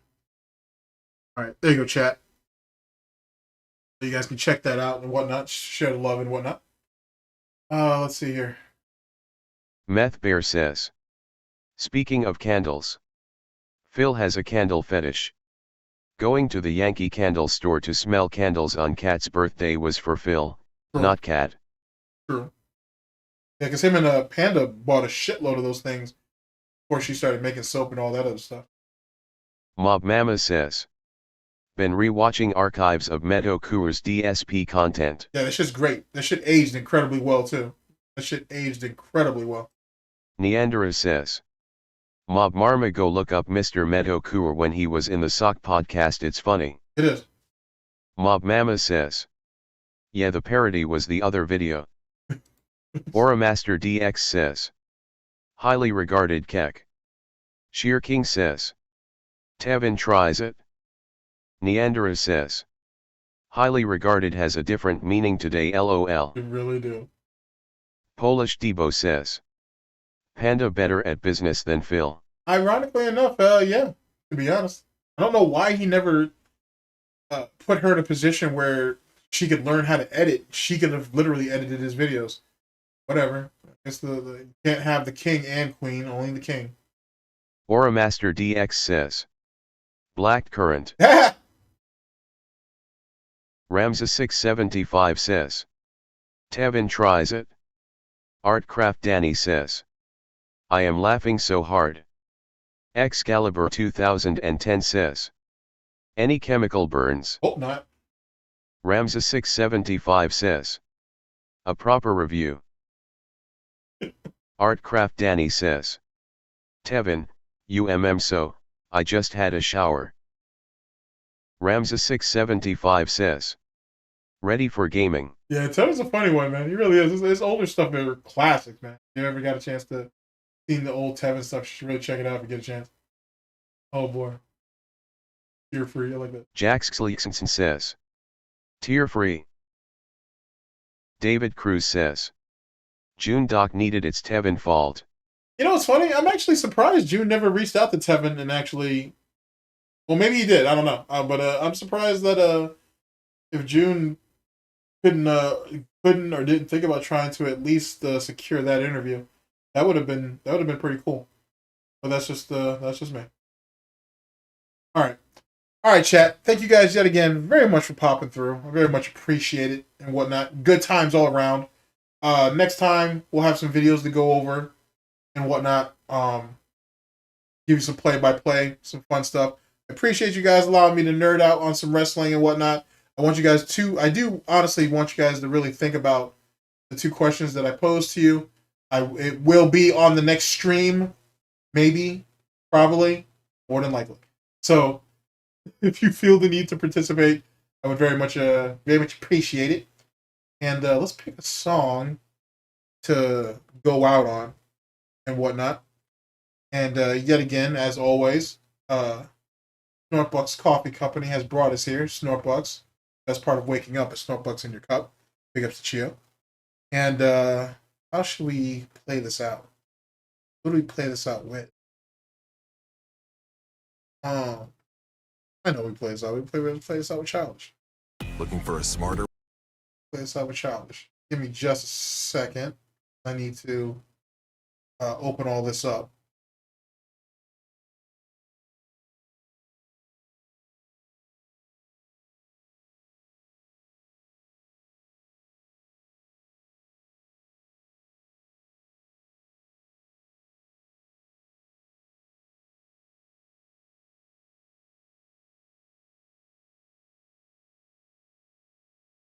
I really gotta I can't remember what stream it was, but there was a stream that that Meerkat did, and for the life of me I cannot remember what this exact stream was. But he did a stream where he had he had found an alternative to YouTube. It was like YouTube Music or something, and it's just something I kind of want to try just to see what that's about. But I need to find that stream. I guess I could ask him on Twitter the next chance I get, but I need to do so. I really, really need to do so. All right, hold on a second. Let's make sure you guys can hear this. Yeah, you guys. All right, good stuff. All right, guys. Like I said, thank you guys very much for coming out. I very much appreciate it. Thanks. I'll catch you guys on the next stream, hopefully sooner than later. And take care of yourselves, people. Later.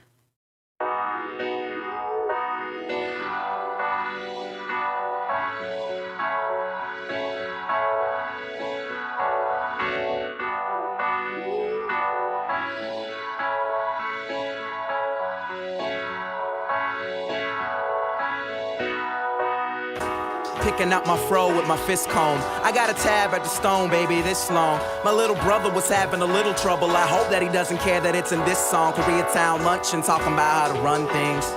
He said Atlanta wanted something. Waka G's in your future got the streets locked down. Copycats making sure Tip keep that crown. I'm fucking around with the truth. Went to see the roots. Quest brought me back on stage in a suit. I went hard cause niggas say that I'm soft. Even Black thought I'm aiming a little hard. I gotta be honest. Feeling like the other stuff is kinda behind us. Making jokes here and there, then got us some dollars. Trying to show the whole world what it is, and it ain't a game. He said, homie, stay the course, ain't shit changed. Weird night and everybody was tipsy, hanging out with Questlove, reminiscing about Whitney. He like, man, we can't even make it to 50. That reminds me, I sent a long text message to my mom and pop. I got the same speech when I left 30 Rock. My mom like, why you wanna leave a good job? My dad like, do your thing, boy, don't stop. Shout out to my nigga Lou, shout out to my nigga Swank for hanging at the crib and telling me what you think. Speak from your heart and never compromise what you feel's real. And never let these white people tell you how to feel. Never let anybody tell you how to feel. I wanted what they had back in the 4th grade. Family vacates, you know I did it all. Just to see my little sis by a waterfall. My great granddad bought his own freedom. Walked barefoot to Virginia to start his own peanut farm. So don't be alarmed, man, I'm royalty. Jam of the week, V103. No cosign, no bovine. More swag, pull back on the punchlines. Starving, every track means lunchtime. I'm a star, how could I not shine? Fuck boys, chase hype and scrap chicks. And niggas who stop texting after 1.6. DG lover ain't nothing to fuck with. D money ain't nothing to fuck with. And what's a leader if he isn't reluctant? Too bad for y'all, I'm blasting off. I'm not Asher Roth, I don't sleep on my bread. Dick right, stay close, I might flash a ball. Sometimes all the shit make a nigga feel guilty. I used to sleep with them roaches. Back on my mind, oh, I hope show gets cancel. Maybe then I can focus. Hawaii touchdown. Go ahead, baby, put your shades on. East side to the gravestone. Brown liquor, but my girl in Bed-Stuy. Nigga, you got drive like a sale at Best Buy. Hold up, we can do better. Put my voice on the track, man. This shit is much wetter. At the studio at 8 a.m. Hit the booth and eat. Nigga, we ain't them. Nigga, we ain't them. Drop a line at your Facebook status. Hit the shit about a week ago, you still mad at us. If there's something on your chest, nigga, let it out. Cause I'm the best. Da da da.